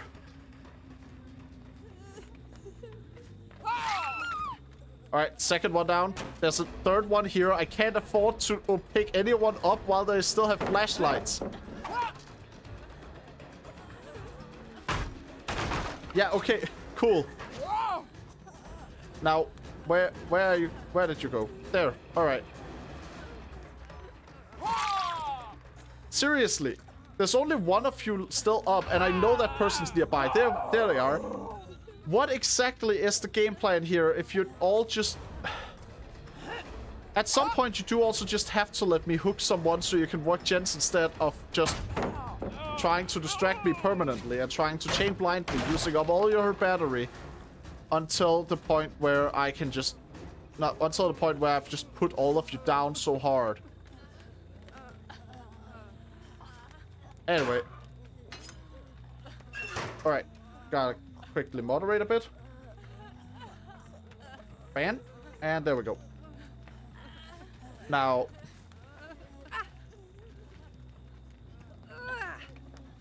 I knew it. I saw her. I saw her.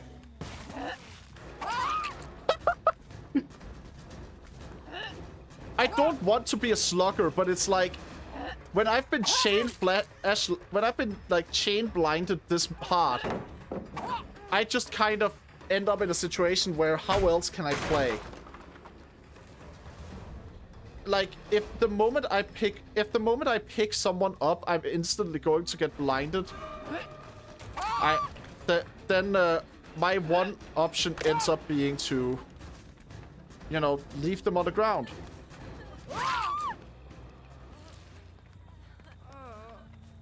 Anyway. My god.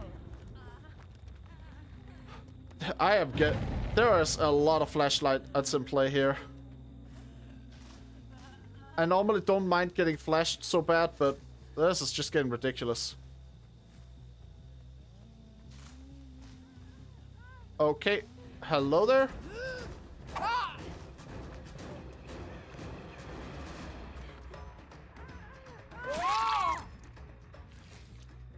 Okay. Like, how have they actually benefited here? They've kept me busy a lot, but it cost literally their entire team. You need someone, anyone, to be doing generators. If you don't have anyone doing generators, then you're not making any progress, and you're just putting the match on a standstill instead of actually like benefiting from the amount of distraction you're doing.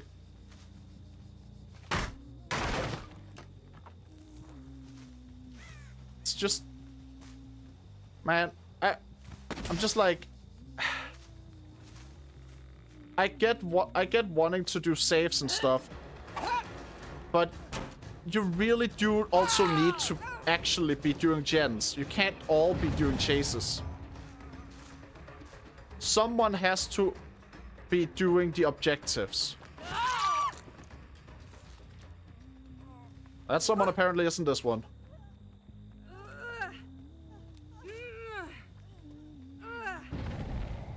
There we go. Up on the hook you go. Now someone was trying to flash me from over here, so I am just going to find them. Even a trail of blood. It's someone who's injured. Oh my, oh my. Hello there. Come on, come back, come back, come back. Hey, hey, hey, hey. Come on.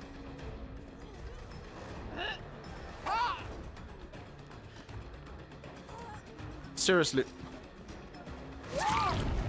You should have dropped the pal when you had the chance, buddy. You should have dropped it when you had the chance.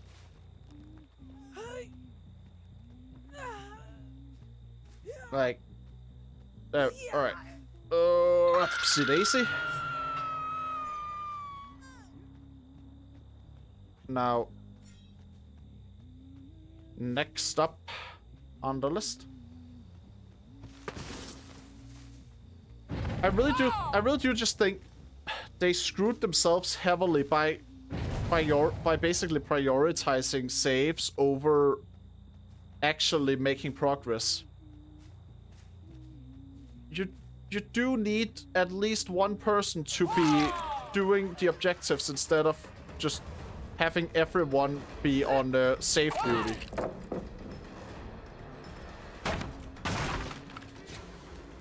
And also you need someone to do something other than blind the killer, because that also does not help your objectives. It helps buy time for everyone else to do objectives. But what exactly do you want out of it?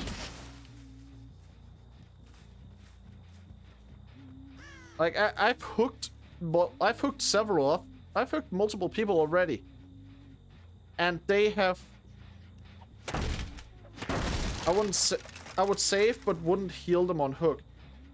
But wouldn't heal them in the hook. Well, the problem is, it's not just about, like, whether or not they're healed, you know? Like... The fact is, there was so many people doing saves that no one was doing gens, so that entire first section was just basically only me benefiting, despite them clearly playing better.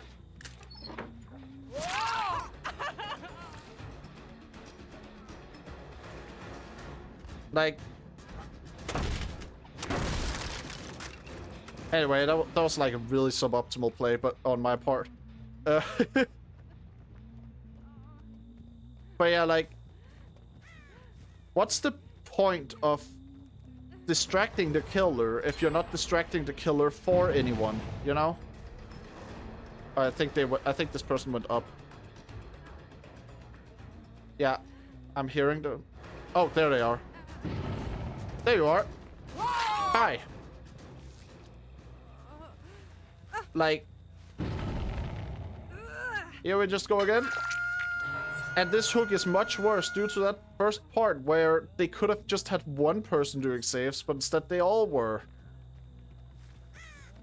And all that really did was that I actually ended up getting more people hooked than I probably would have otherwise.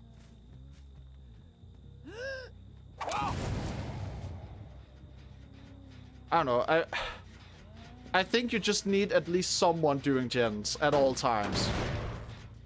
That's a big part of why games can start to feel unwinnable if after a certain amount of survivors are down. It's because you don't have enough people doing gens anymore. And then the killers just got the final say in the pace of the match. And that's no good. Not for survivors anyway. It's plenty good for me as the killer. But ooh, a track. Who is this direction? Multiple people.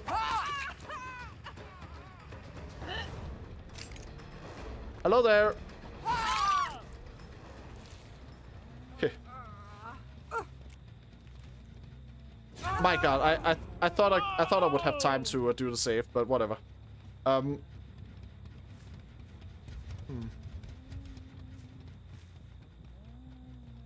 am suddenly remembering a Danish saying, which I know I've shared Danish sayings a couple of times already on stream, but like, I think some of them are just really funny to explain to people who haven't grown up with them.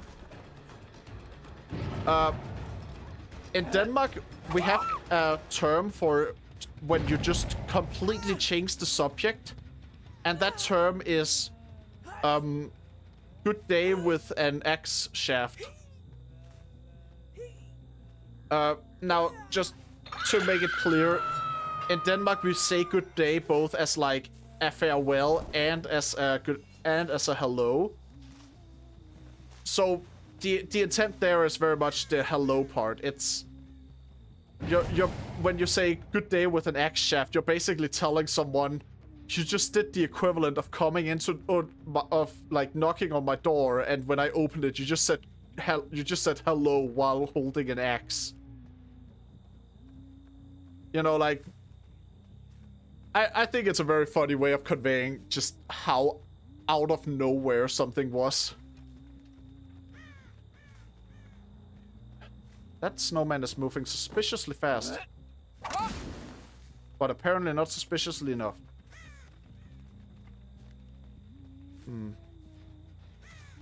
And people have been working on this one again.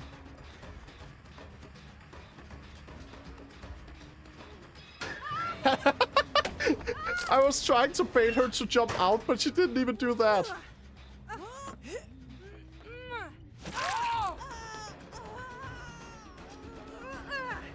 Alright, on the hook with you.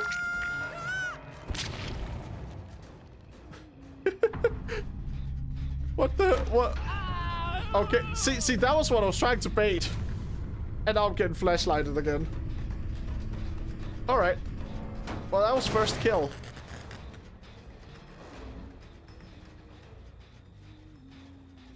Alright.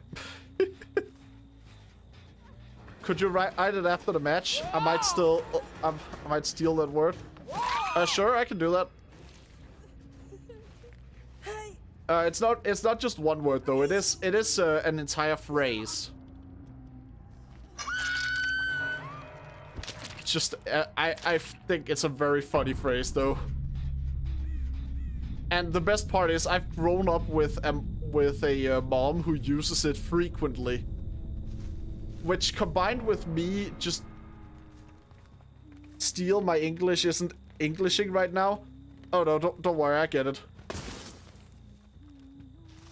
Look, you could make way worse, like English messages than that. At least you were writing something close to what you were trying to get across, you know? Not everyone gets that far. God. I can't rely on the movement I see in the distance to figure out, like, where the survivors are. Because sometimes that movement is just a snowman. Despite there being no snow in the area, which... You know... I guess that's... This is a nightmare dimension, so... I guess snow isn't required.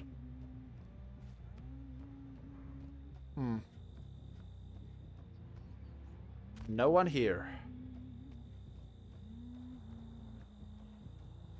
Still, though. Alright. Here comes the search. Oh, survivors. Come out and play. Are they just... They're trying to lure me. They're just doing this to lure me in. That's fine, though. I'll come.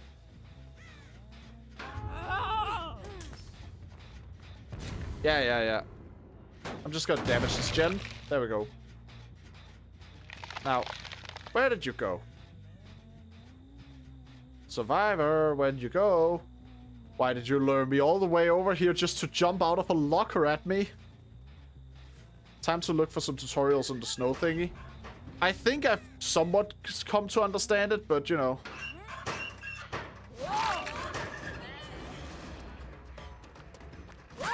Bam! Like, basically, you can collect snowballs from the piles of snow, and then you can use those snowmen to make you can use them to make snowmen, or you can throw them. Throwing them at a snowman destroys the snowman. Also, some snowmen do just spawn in, and some of them are decoy snowmen, which will do a little jump scare when you get close to them. That's how I understand it. Anyway. I know the other survivor is still nearby. So I can't really leave as much as I don't want to be that kind of person who just, like, puppy guards an area. I do have to actually look for them, you know. I'm not going to just, out of some weird sense of sportsmanship, abandon the obvious course of action that seems to be optimal. And they are dead. Alright. Well, time to find the hatch or the last survivor, whichever comes first. Either that or lose because the last survivor found the hatch already, but you know. Anything's possible. Well, look what came first.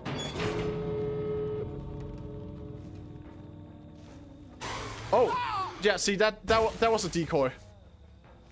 Cook him. I will try. I will absolutely try to cook them.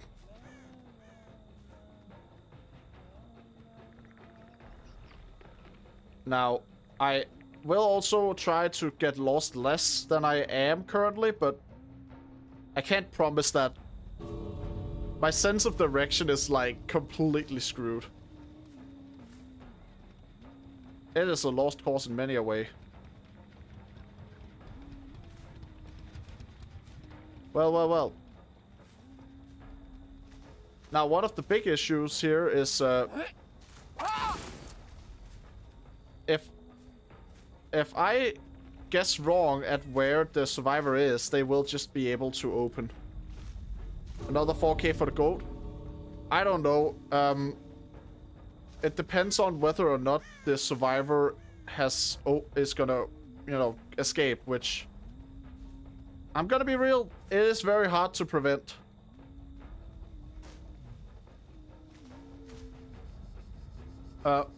Once the gates are opened, it often feels like it's already at the point of being just very hard to prevent. There we go, yeah. Because I need, in order to prevent an escape at this point, I need to guess which gate the survivor is gonna be at, and either commit or run back and forth, both of which can make it very easy if I make the wrong choice. So, you know, 4K is a bit hard. But hey, I still got a good run here.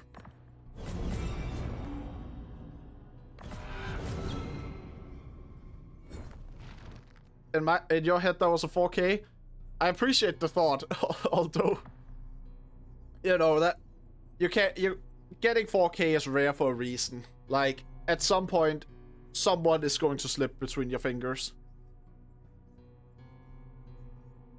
And obviously, if I was playing someone with more mobility, you know, like there are killers that can basically just zap across the map, they have a bit of an easier time at that point, but a lot of them don't really play in ways I enjoy, so I don't tend to play them. Let's see. Hit one killer while either they're not. Okay, so this is just throw snowballs at people. I can do that. Oh, and claim reward. Claim reward. Sure. I got blood points. Yippee! Oh wait. I just remembered. I think there was there was an axe for the event that I can now get. Yes, unlock it. Give it to me. Customization. Weapon. Was that axe not for hunters? Are you kidding me? But it's an axe. Oh wait, sickle. It's a sickle? God damn it.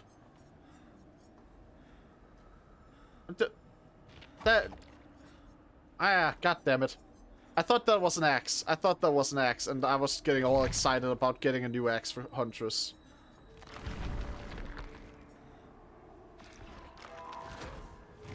Yeah. That was unfortunate.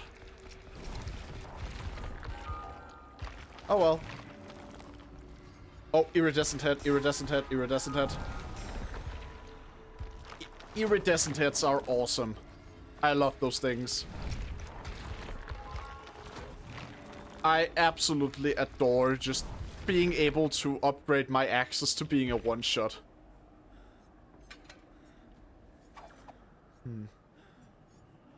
Although I do tend to also want an upgrade that increases my axe count if I get it. Either that or the upgrade that, like, gets, that like, makes me faster when I'm out. Will you buy her some drip? I don't know. I mean, I guess maybe at some point. I don't tend to spend a lot of money on, like, in-game purchases in games. So if I get drip, it's usually because I've, you know, just obtained it through gameplay. But like, I don't know. let's see. This is Hunter stuff, so if that's unlockable for like someone who has, if that's unlockable for me, I'll probably get it. I don't know if it is, but I'll see. I can. Oh wait, I forgot to write in. I forgot to write in chat. Just a moment.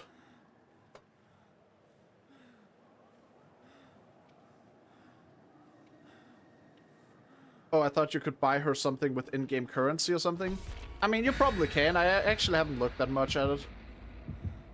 By the way, I wrote the phrase I mentioned last game in the chat.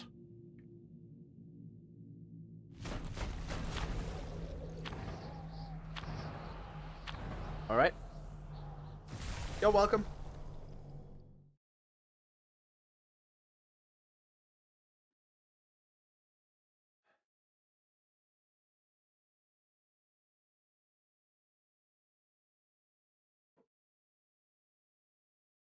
All right.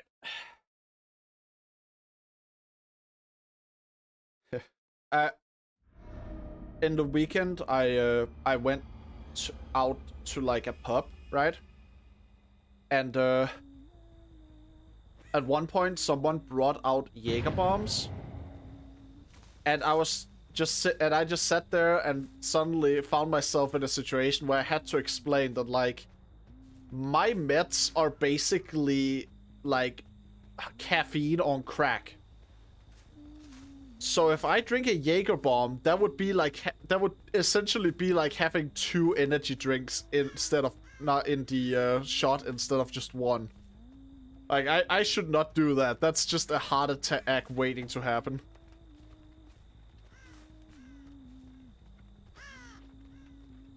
You're saying what about which part? Like about me drinking or me having meds that essentially function as hyper caffeine?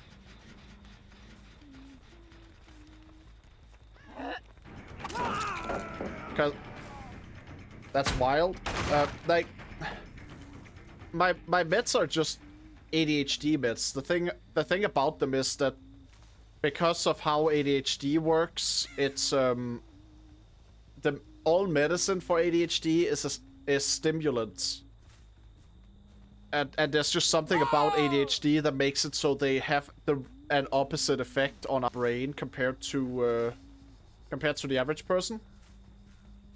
And that in a way you can actually kind of self-medicate with caffeine if you have ADHD, which is wild. But I know people who do it because they haven't gotten a diagnosis yet. But like, yeah, so because it works very similar to caffeine, like as a stimulant, I end up having to take a lot of precautions. I have to take the same precautions as if you when drinking, as if I was consuming a bunch of caffeine. And you know, thing about caffeine is it makes the effects of alcohol way worse.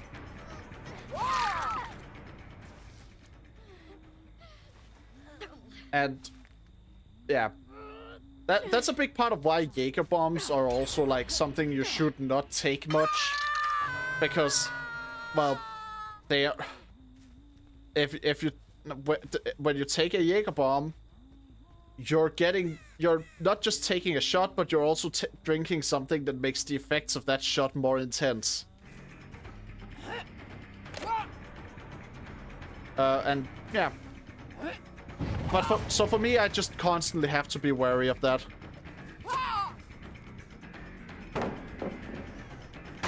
God damn it, I'm out. Is bro just flipping the pallets just to do that? That drink, it's called Gigabee? Jaeger bomb. Jaeger is the German word for hunter. You basically just take a regular shot and then you put it into a glass of energy drink. And it honestly tastes disgusting.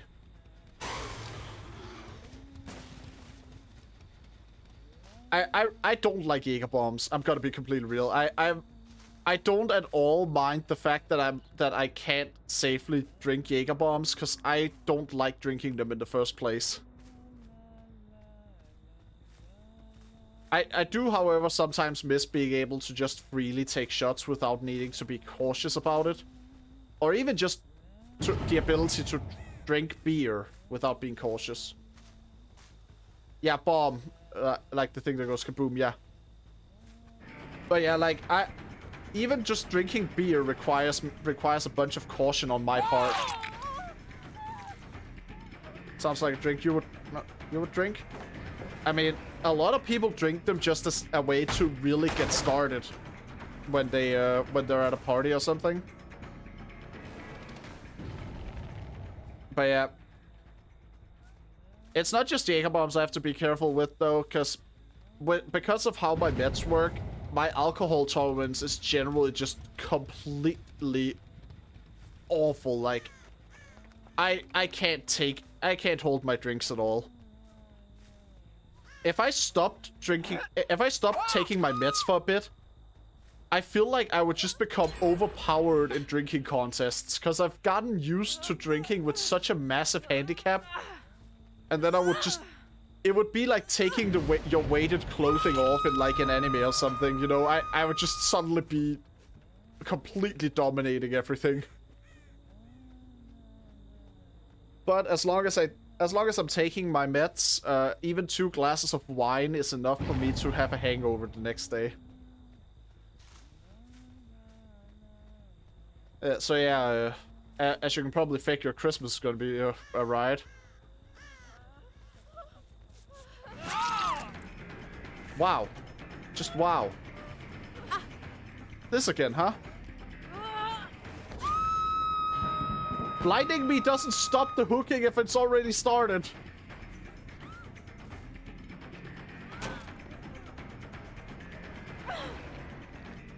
Come on. Get back here. Yeah, drinking with meds is something else. It really is. And you know, it's a big enough concern that my doctor has to ask me about my drinking every single time I visit him. That's not in a good way, though. I mean, I will say there is one benefit to it, and it's the fact that if I am just drinking to get wasted, it is very easy. The downside is that I can barely join in on the festivities when we're actually celebrating stuff. But like, you know, if I'm just in a mood where I want to get hammered, I literally just need to take like a couple of drinks and it's good, and I'm good.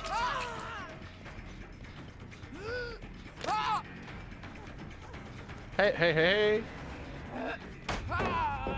I can't believe I keep doing this. Just walking just that bit too far. Also, I'm hearing moaning from this direction. Someone is nearby and injured. Where, though? Where are you? Oh. Well. Okay, then. Yeah, I'm gonna be honest. I think my streak is going to be broken by this game. I'm not doing that well. But hey, at least I'm having a bit of fun with it all.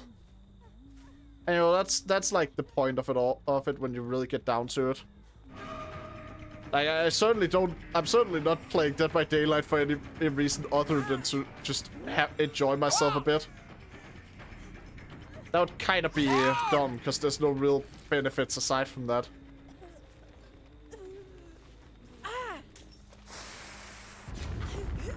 Okay. Fireworks. I threw that way too high, so it didn't matter that she dodged it. Alright, but come back here, come back here. Where'd you go? Where'd you go? Hey! See, I'm not that dangerous. I'm not that dangerous. I'm very dangerous. You really should have saved that pallet for when I was trying to pick up your friend, buddy. You really should have saved it.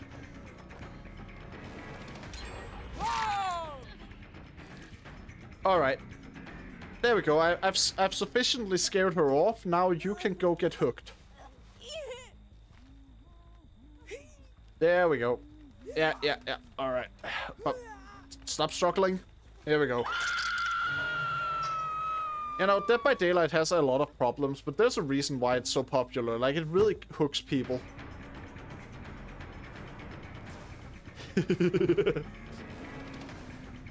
Alright.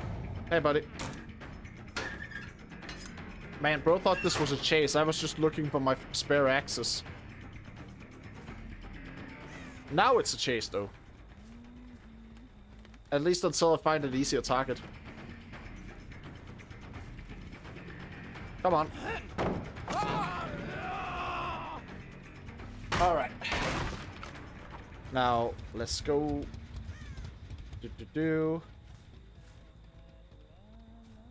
Come on, come on. I know you're here somewhere. You can't hide from me, not as long as you're leaving scratch marks and blood trails behind anyway. So there you are.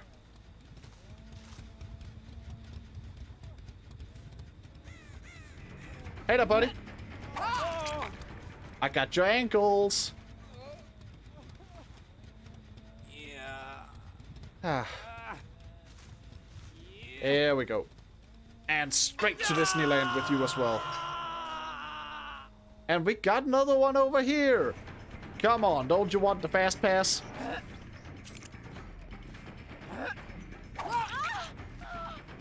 Come on. Hey there.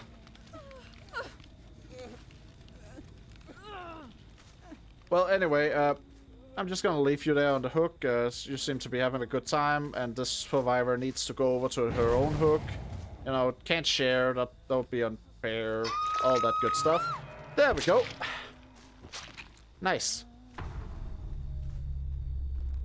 And that's a death.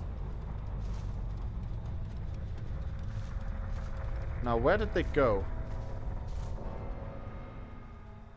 Where are you? Survivors. There you are. Smash.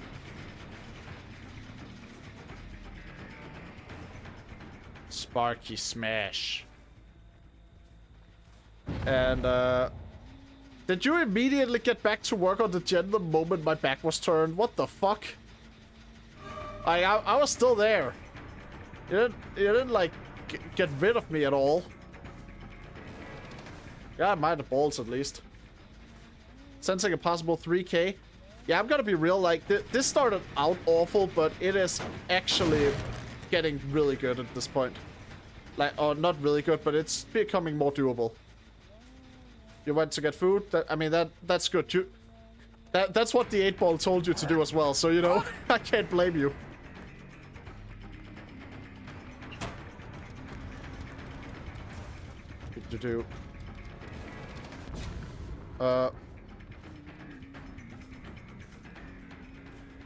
By the way, regarding the 8-ball, I actually, like, did a bit of extra stuff when I set it up, because, you know, it has all the standard things you'd expect in a digital 8-ball to have as answers.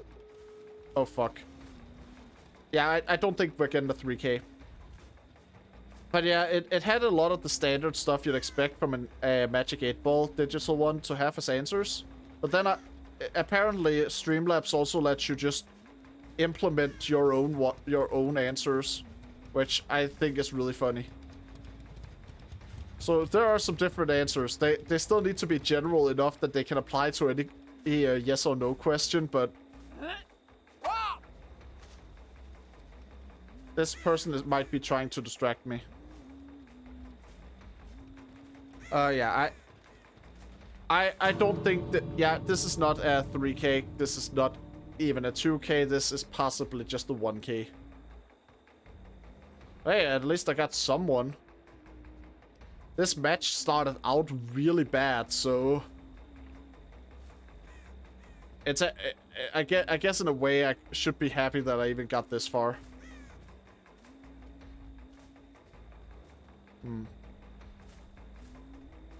even so, it is upsetting. Yeah, and now they're also just taunting me.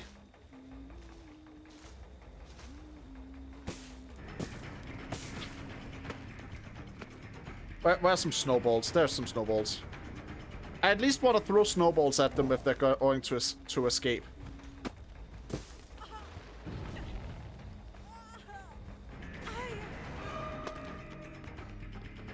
Well, anyway, I'm gonna go pick up more snowballs.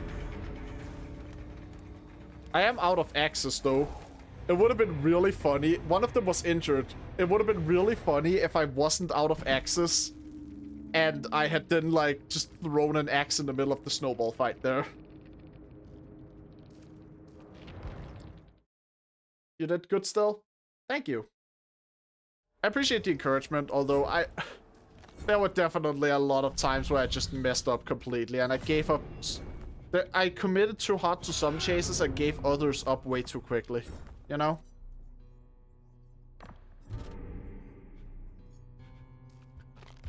Like, you know, it's good to remain positive, but I want to improve if I don't acknowledge where I messed up and when and how and all that.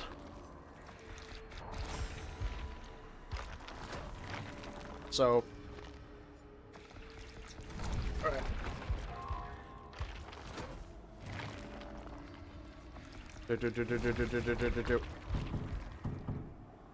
Alright. Now, that is about it in terms of what I can upgrade. Not every game is perfect, but you still did your best. Thanks, yeah. I did do my best. I also just think that, and this is gonna sound like an excuse. It really isn't. Can't give advice because you're a survivor game, not a survivor main.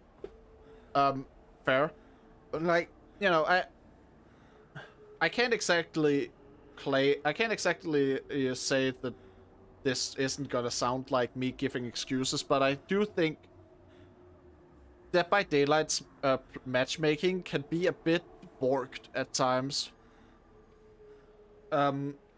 Specifically, I just think I think that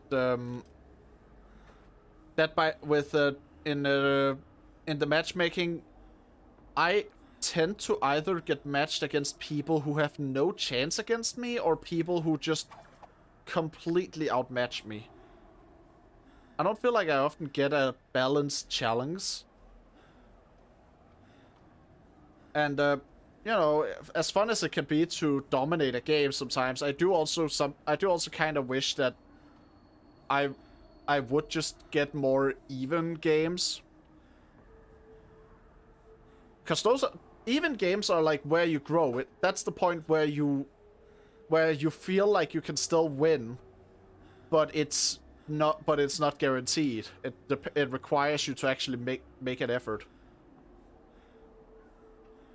Yeah, I've seen some people complain about how sometimes almost new hunters are matched against pros, new players.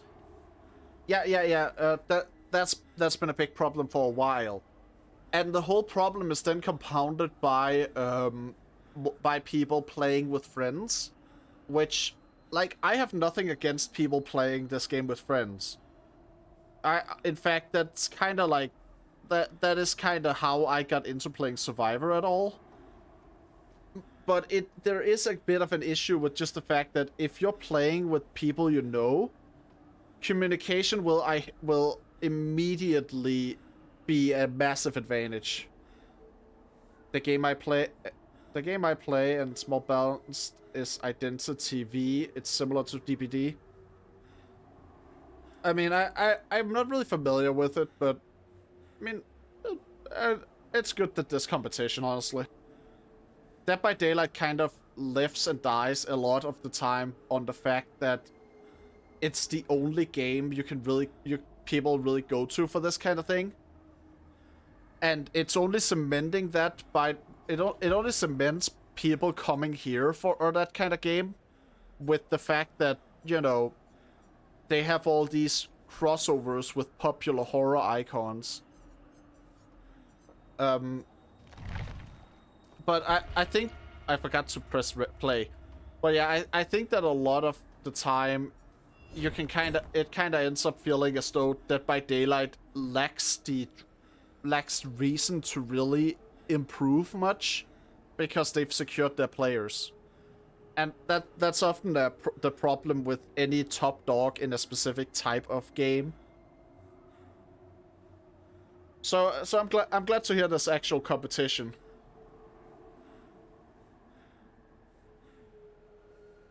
Anyway, I think this will be the last match for today.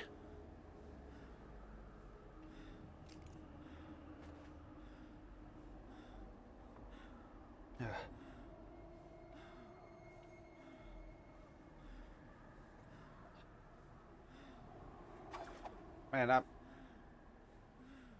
I am feeling One Piece starved. Mob Psycho may be my favorite anime, but One Piece is my favorite manga, and there have been so many breaks lately. And I am not going to at all be upset about the breaks, because, well, they're kind of necessary for the health and well-being of the author. But man, I am just starved for One Piece content by now. I really want the story to just continue soon. The breaks are absolutely necessary, though. If rumor is to be believed, the author of One Piece tends to sleep for like 3 to 5 hours at most because of how much time he spends working on the manga. And honestly, that does not sound like a sustainable lifestyle at all. So I'm glad he actually gets breaks when needed. Especially considering how many manga authors have gone down with bad health due to overworking. Like, kind of a sad thing to bring up, but you know, Akira Toriyama, from what I understand, the thing that actually took his life was a type of it was a type of internal injury in the brain, I think, or something. I don't remember the details, but I remember looking it up when it happened, and it was like a stress-related thing. It was a thing that mostly happened in relation to stress, and I'm just like, I don't want like people to go down from that kind of thing. Even and so, I'm glad that some manga authors are getting the breaks they need. Like Togashi, who writes Hunter x Hunter, he also gets like these massive hiatuses, and it's a pain to sit through because you get several months where there's no new content. In fact, we at one point went about 3 years, I think, with no new chapters. But it just comes with the upside that we know the manga author is actually getting to take care of his health. And I don't know, I'd prefer that being the case. Anyway, hello there. Could you be any more predictable? Oh god, no! Oh god, the prompt for vaulting and the prompt for picking up survivors is the exact same button. Well then. There we go. Now. Oh! Looks like someone's been working on this thing. Let's just take that down a bit. And see if we can't find who did this. Someone's probably moving to rescue by now. Yeah. Someone probably is. Nope. Apparently not. I figured, all things considered, that snowman was going to be like, you know, someone rescuing, but no. Like I said in another stream, I enjoy hearing you talk. You always have interesting takes and things to say. And I really appreciate that, because holy crap does it sometimes not feel like I do. Getting that bit of affirmation from a viewer is always just really nice, you know? But yeah, I am definitely full of opinions, though. That part I can't deny. It's whether or not the opinions are interesting to hear about that was something I wasn't sure about. But I got plenty of opinions, and a lot of them are things where I really probably don't have the qualifications to hold as strong opinions as I do. I have sometimes just instantly formed an opinion on things without actually learning anything about them, and that is not a good idea. You're glad you found my channel? Aw. Honestly, I'm glad you found it too. It's been really nice to have someone who's just like semi consistently checks in and just says hi. You know, even if I don't comment something about what you say, I still like hearing what's going on. That's nice. But yeah, like, you know, when you're new, there aren't really a lot of people who are going to be consistent viewers. So that's just something that's like super nice to just, even if it's just one, it's really nice to just get any amount of consistency there, you know? It makes streaming a lot more rewarding. Just knowing that anyone, even if it's, no matter how few, just knowing that anyone is enjoying what you're doing. Alright, this one is going to break. Now, where did the little survivor go? Over there? Over there. And ran this direction, I think. Oh, there you are. Hello.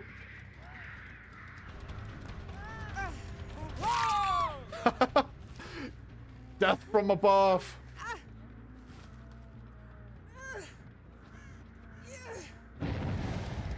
But yeah, like 100%, and honestly, Donna, I have enjoyed having you in my chat a lot.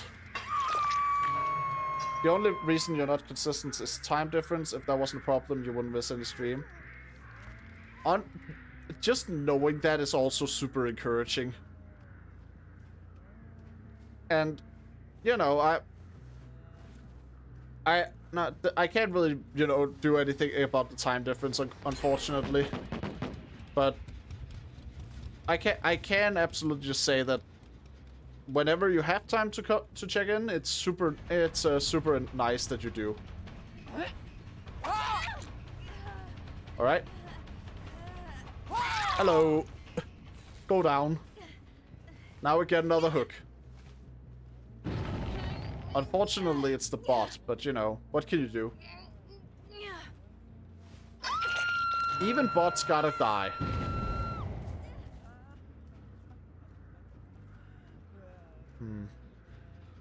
Now, where is the next one?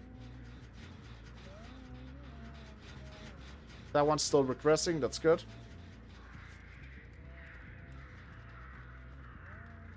Now, where... But where... Oh, hello there. Hello. Where'd she go? Blue hair, white survivor, where'd you go? I was trying to do a blue eyes, white dragon joke, but I don't think it lands that well if you're not using blue eyes as the first thing.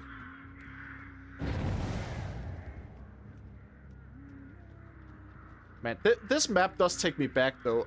The first time I streamed Dead by Daylight, I was playing on this map as Wesker, and I distinctly remember someone went into a closet while being chased by me, and I could just see the marks leading to that closet, and I just ended up standing there like, what exactly was the plan?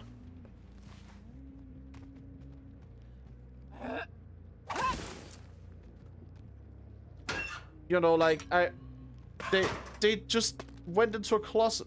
Oh, I'm getting snowballs from somewhere. Well, this is not a chase that's worth going through, though. I heard something. But yeah. Like, I just have strong memories of that one instance where someone just decided to hide in the closet while I was just chasing them. They didn't jump out at me either. That's the wild part. They didn't jump out at me. I walked right past the closet and they didn't jump out to stun me and then run away. So they were clearly just going in there trying to hide. While having left the tracks that come when you run all the way over to that closet. Or locker or whatever you want to call it, you know?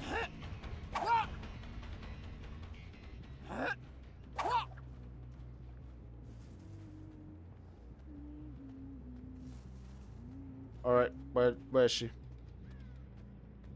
I think she went back out, but where out? There she went out. Okay. How did I just experience a lag spike? What the fuck? Okay, this Ada is not worth chasing. I'm gonna be completely honest. I don't think the Ada is worth chasing. She has the perfect looping area and she knows it.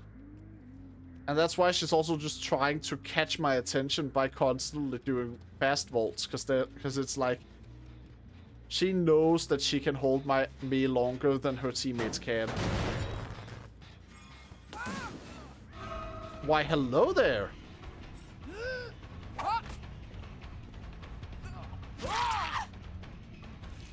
Come on, come back here. Why don't you try the trick again? Why don't you try vaulting again?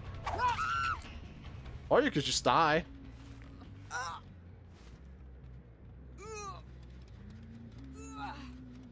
There we go. You know, I've seen a lot of discussions over the years where people were like, which character from this, like, action story property could you take in a fight? And for some reason, when given the choice between every single character in those properties, people are always going like, I could take this character that's a fighter. And it's always like, it's always someone who's weak compared to everyone else, but is actually like super strong when you compare them to a real person. I'm just like, oh, you want to know who I could take in a fight from Dragon Ball? Well, I guess I die. I'm not taking any of the characters that have competed in the World Martial Arts Tournament. That's for sure. That's like way beyond my pay grade. And I guess that leaves like, I don't know, Bulma. But chances are Bulma's got a like nuclear arsenal packed away in those capsules. And even if she doesn't, she can just pull out a car and run me over. Basically, I'm just like, people get really overconfident whenever those discussions happen. Alright, we got a straight line of them.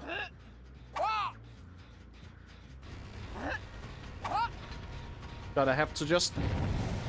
I refuse to let this go out on no kills. Come on, I gotta get just one. Even if it's just even if it ends up just being the bot, I gotta get someone.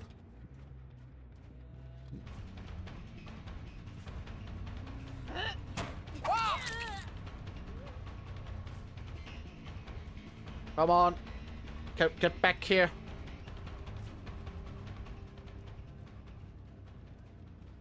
Come now.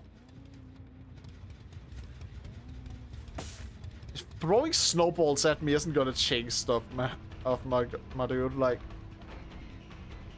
you know, time to log in. Yeah, I think so.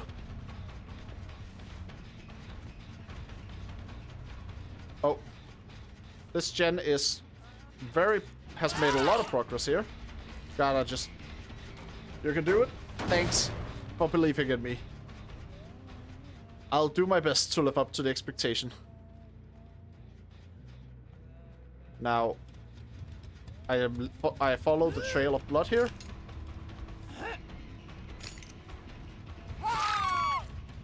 Did she... She fell for it. You fell for it, you fool! Thundercross split attack. Well, you're going on the hook. Yeah, straight to the hook. There we go. Good. On the hook now.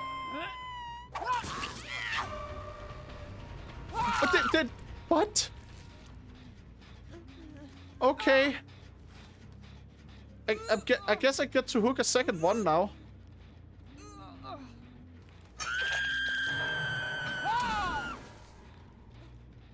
Like, sure. I don't mind. But also what?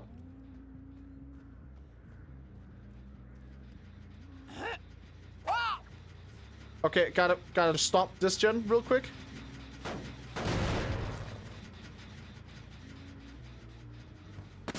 Bam. Like, someone's probably going for the rescue, because that's 2 of them. Yeah, someone is going for the rescue.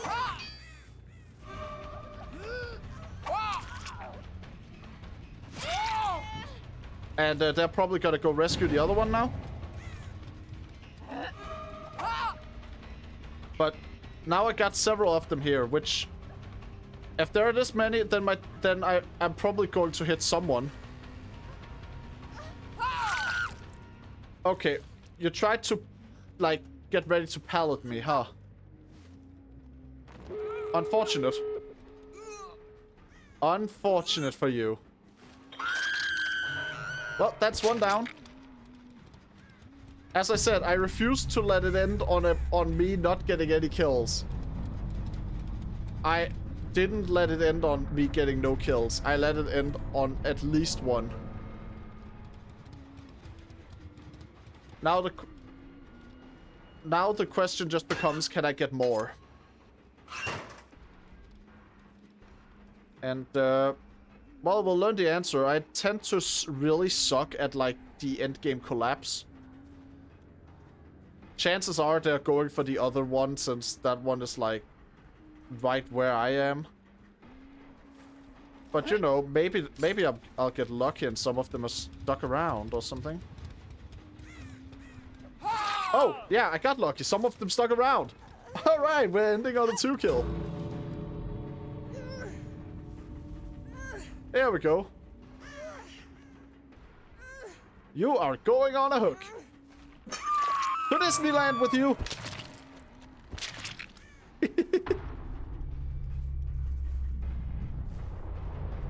Now, the others are probably at the other door, but, you know, what the hell? Like, the bot has escaped. I assume the other one is like, just, you know, waiting at the end gate. It's fine, though. It's fine. I got 2 kills. That's good enough for me. Good way to end the match. Yeah, absolutely. That was a big recovery. Wait, what? She was trying to taunt, but she couldn't figure out how to do it correctly. You don't... If you're going to taunt, you don't do it in a way that puts you at risk. What the hell? What the... You don't teabag outside of the gate. You teabag at a place where you know you can get to safety before you die.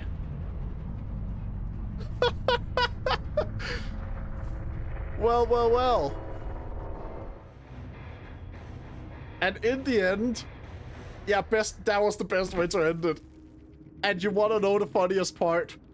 The only person, the one person that escaped was a bot. The only person to escape and survive was the bot. You ate that? Yeah, I certainly did.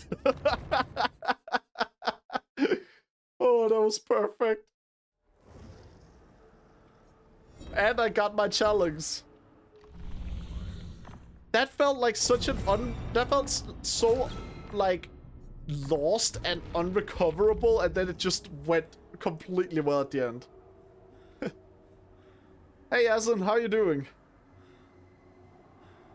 That's because bots have their priorities straight. Yeah, the bot actually escapes once the escape door is open. It doesn't stand like so far away from the escape gate that I can hit it with a thrown axe and then run in for melee attack before they escape. Like that was not a safe place to taunt from. I'm good, how are you? That's good. I'm doing pretty well myself. Finally some Dead by Daylight. Yeah, it was a bit slightly awkward thing, yes, it is that I was actually intending for that to be the last game, but you know what? Just because you came in here this late, I'll do another one, like just one more.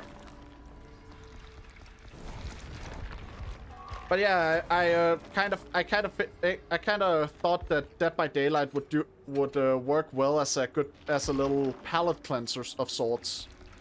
You know, cause I just played through all of the Evil Within 1.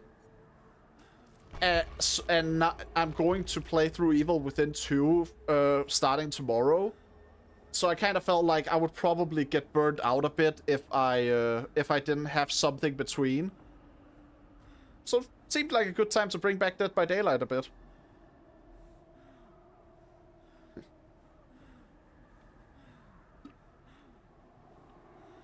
Like, I think Dead by Daylight is something where it can be fun to stream, but also oh, it's been a really good and fun stream. Thank you for streaming. Thank you for watching, Donna. As I said before, I'm doing just one more game just because Yasin showed up. But did you complete Dead Space?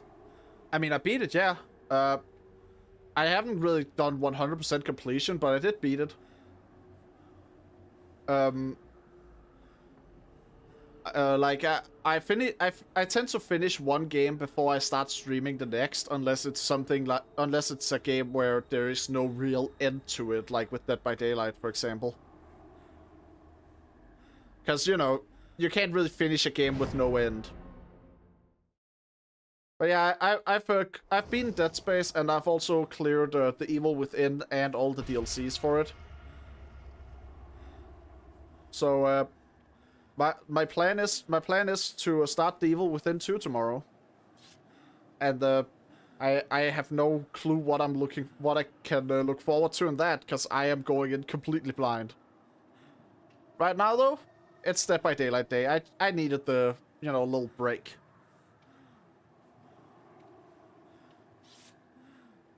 And Dead by Daylight felt like a good game to take as an in-between, because, you know, it's still like horror stuff. It's still like a horror theme and stuff. It fits thematically. Plus, the final DLC for the Evil Within 1 kind of felt like playing Dead by Daylight as a single-player game, so... So you usually play Huntress? She's one of the killers I like playing anyway. I don't really play the game that much off-stream, but though, not because I don't enjoy it, but just because most of my time off-stream, when I wanna play games, I'm also just stuck with, like, I want to also watch YouTube videos, and so I end up playing games that I can watch YouTube videos on the side too. I really recommend you checking Chilla's art. I'll look into it after I'm done streaming today, Donna. I'll look into it.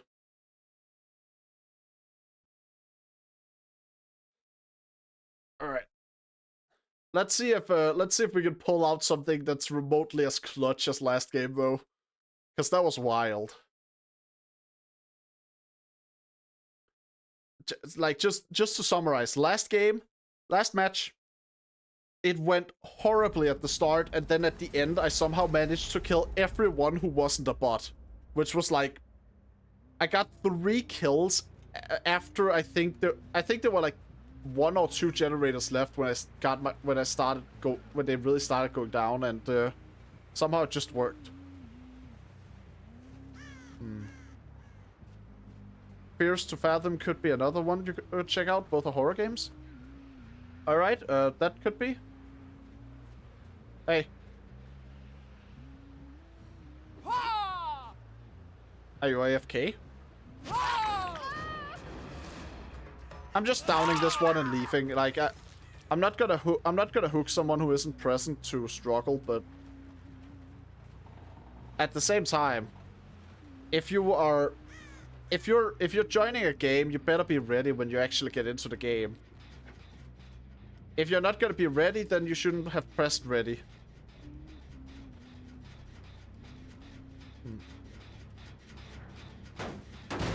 Like, the game does actually give you chances to back out if you need time, so...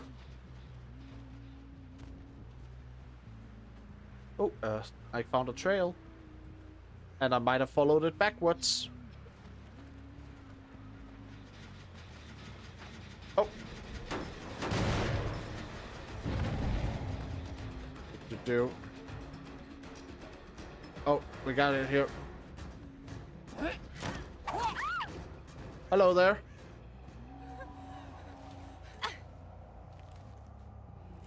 What injured this one? I don't think this is the person I injured at the start, so...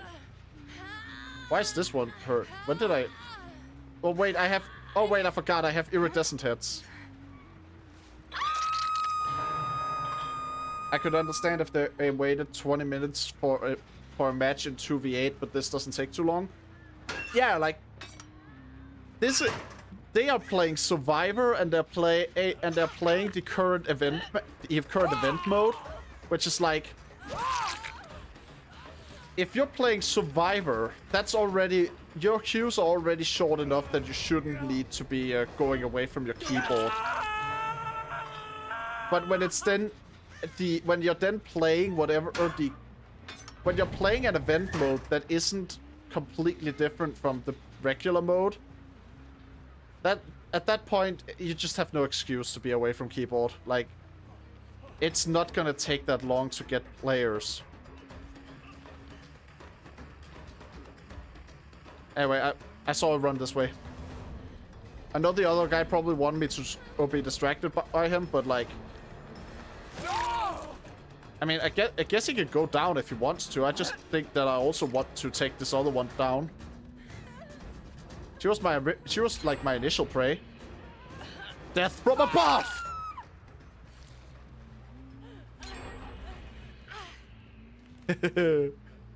I love dropping from above and just downing someone with my axe. It's so fun. Really makes me wanna return to some games like what? Let's see, what games am I thinking of? Stuff like Dishonored and the like, which is also like first person and you can just drop down to kill someone. Death from the area, yeah. I love doing that. I love coming from above my target and just like slamming down on them.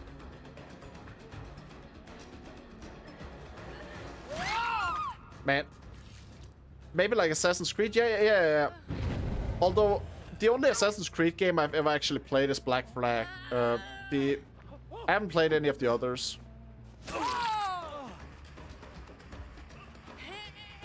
Okay, you're getting to be down for a bit while I take care of this man.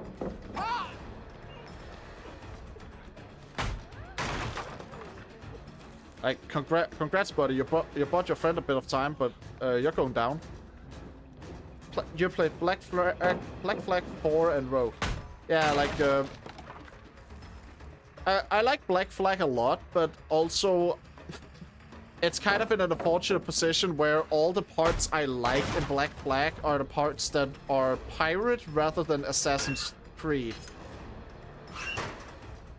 I feel like if I wanted to play a game with Assassin's Creed style stuff, I'm more likely to play like one of the I'm more likely to play like Shadow of Mordor or Shadow of War. You know? I think those games are really good. Also, I have both games, so I might stream them someday, but not today. Okay, that was bad. I only have one axe. And they are down to 3 gens. I have not killed anyone. This is a problem. Now, where did you go? Alright. Slam this one and... Hello there. Haha! Insta down. The iridescent heads may have their drawbacks in the fact that I can't really, you know, do anything with them except throw when I'm absolutely sure I'll hit. But holy crap, they're cool. Now, who's next?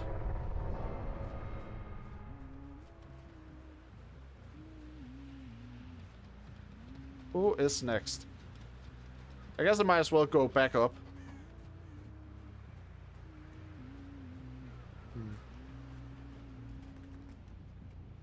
But yeah, man, now, talking about like attacking enemies from above, it really makes me want to go play Dishonored or like Shadow of Mordor again, or Shadow of War. Oh, there we go. But maybe in the near future. I don't think it's what I'm going to be playing right now.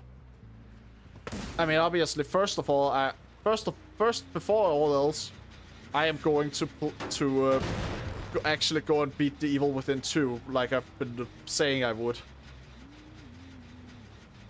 I'm going to play through that whole thing, then afterwards, I don't know. I've been considering just trying out... I've been considering streaming Hitman, actually. Like the Hitman Reboot trilogy. I think those games are really good, and I have never actually I've never actually dived that deep in them, so it could be kind of cool to just play through them. Hello. What exactly was the plan there? That was the most obvious snowman you could have possibly done.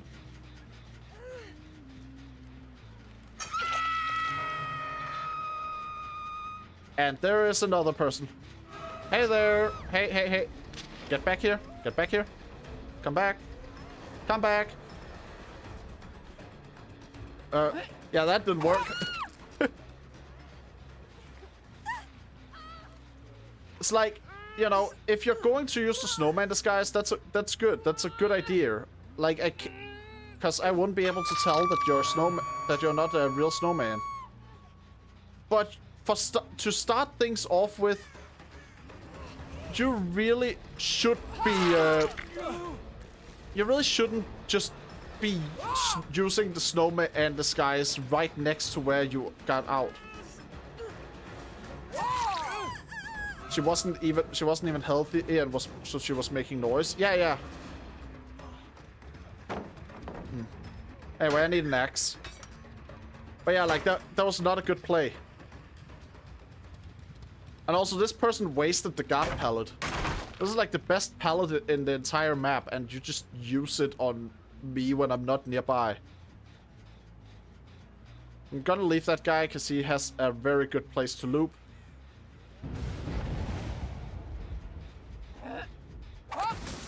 Okay, it would have been sick if that was a player, though.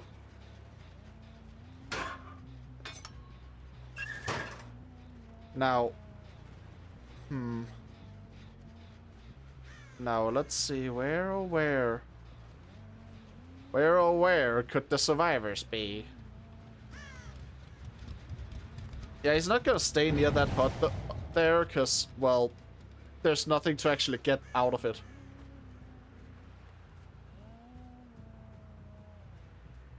So instead... Oh, hey! Hey there! No, get back here, get back here, get back here.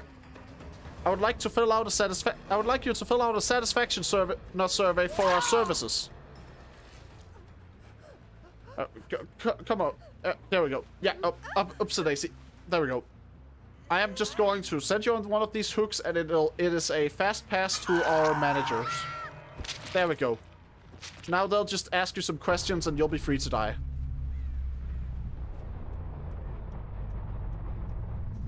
I'm like constantly one of the most consistent kind of messages I get okay, actual context. My country has basically has a thing where just by being a citizen, you have a stateside mail where you're not really getting, you're not just gonna get messages from random people on it. She disconnected while dying. Wow, bitch, move.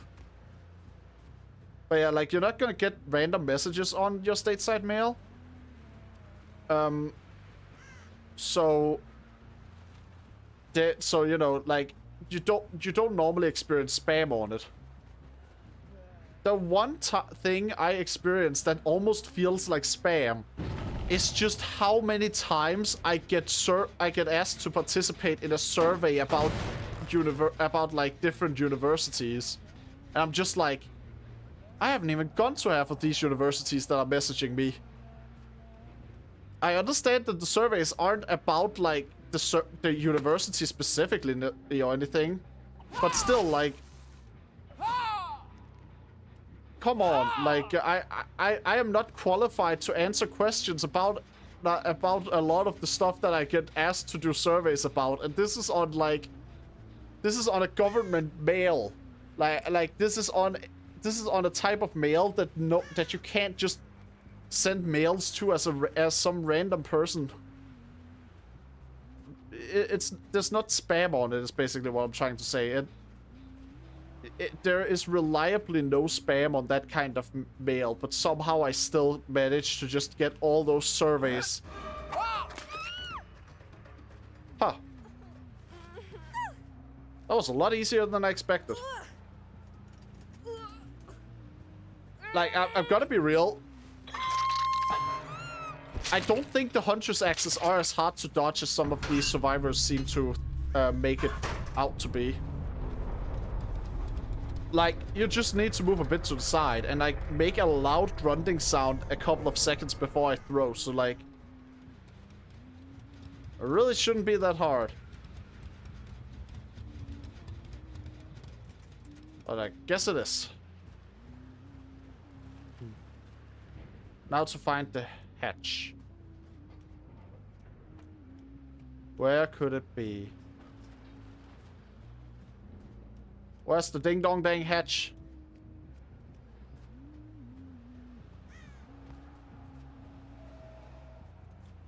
Incoming 4K? Possibly, though it's also very likely that the last remaining person has already found the hatch and is just waiting to teabag me before leaving, you know? Because there's not really anything I can do about it if that's the case.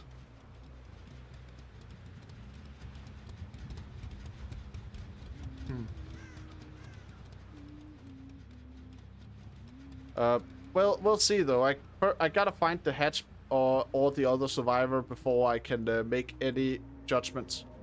Oh! Hatch was free! Alright, buddy. Endgame collapse is engaged. Let's see what you do now. They might have also just hidden near one of the exit gates, just knowing that, you know, knowing that I would probably find the hatch and close it, leading to a collapse. That's honestly something I sometimes think of doing, because it's more reliable than just finding a hatch is. Either way, though, this was a 3K. Like, that's nothing to sneeze at.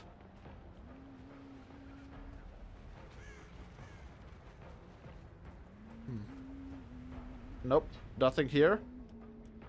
Good chance that I am losing this one. But I mean, again, I got 3K. Hey there. I think I'm not losing it anyway.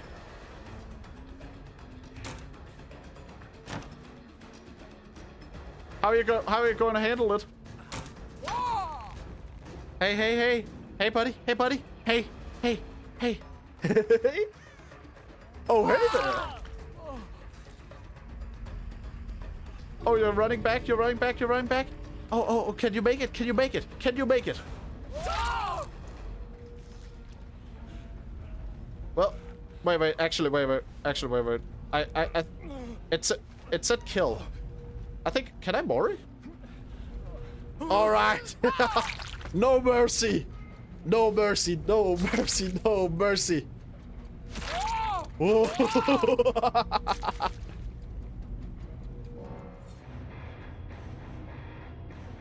Yes. Donna, why are you screaming no? We won.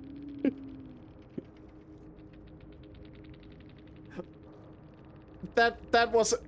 No, he gave you his medkit as an offering. I think he just dropped his medkit because there's... I don't know if I understand this correctly, but I think some people drop... I think people drop their items when they're about to die and it does something. I don't know. Either way, what am I gonna do with a medkit? Like, Yasin is right. What am I gonna do with a medkit? I am not in danger. I am the danger.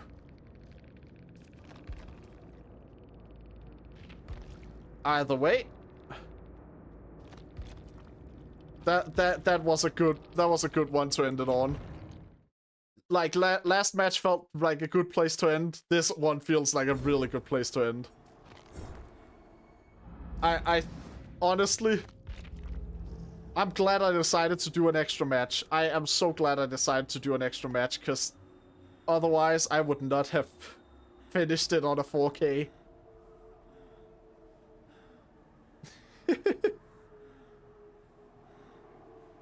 Like, Donna, stop crying for him. Like, he was my prey. I'm a predator, you know. There's no mercy, no mercy for them. Unless they show me pictures of a cute puppy. Hope you have a great rest of your day. Thanks. I hope you have a great rest of your day too.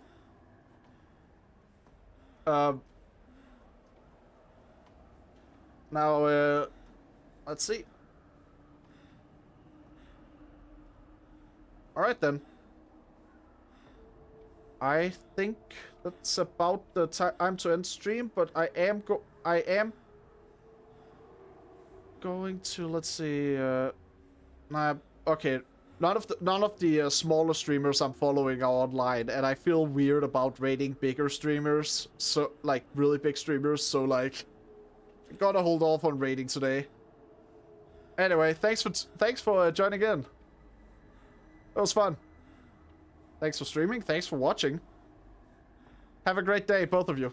Or if I don't know if there are more people watching than 2, because the view counter doesn't really update that much. But have a great day to anyone who's watching. You too. Thanks. All right then. See you next time, hopefully.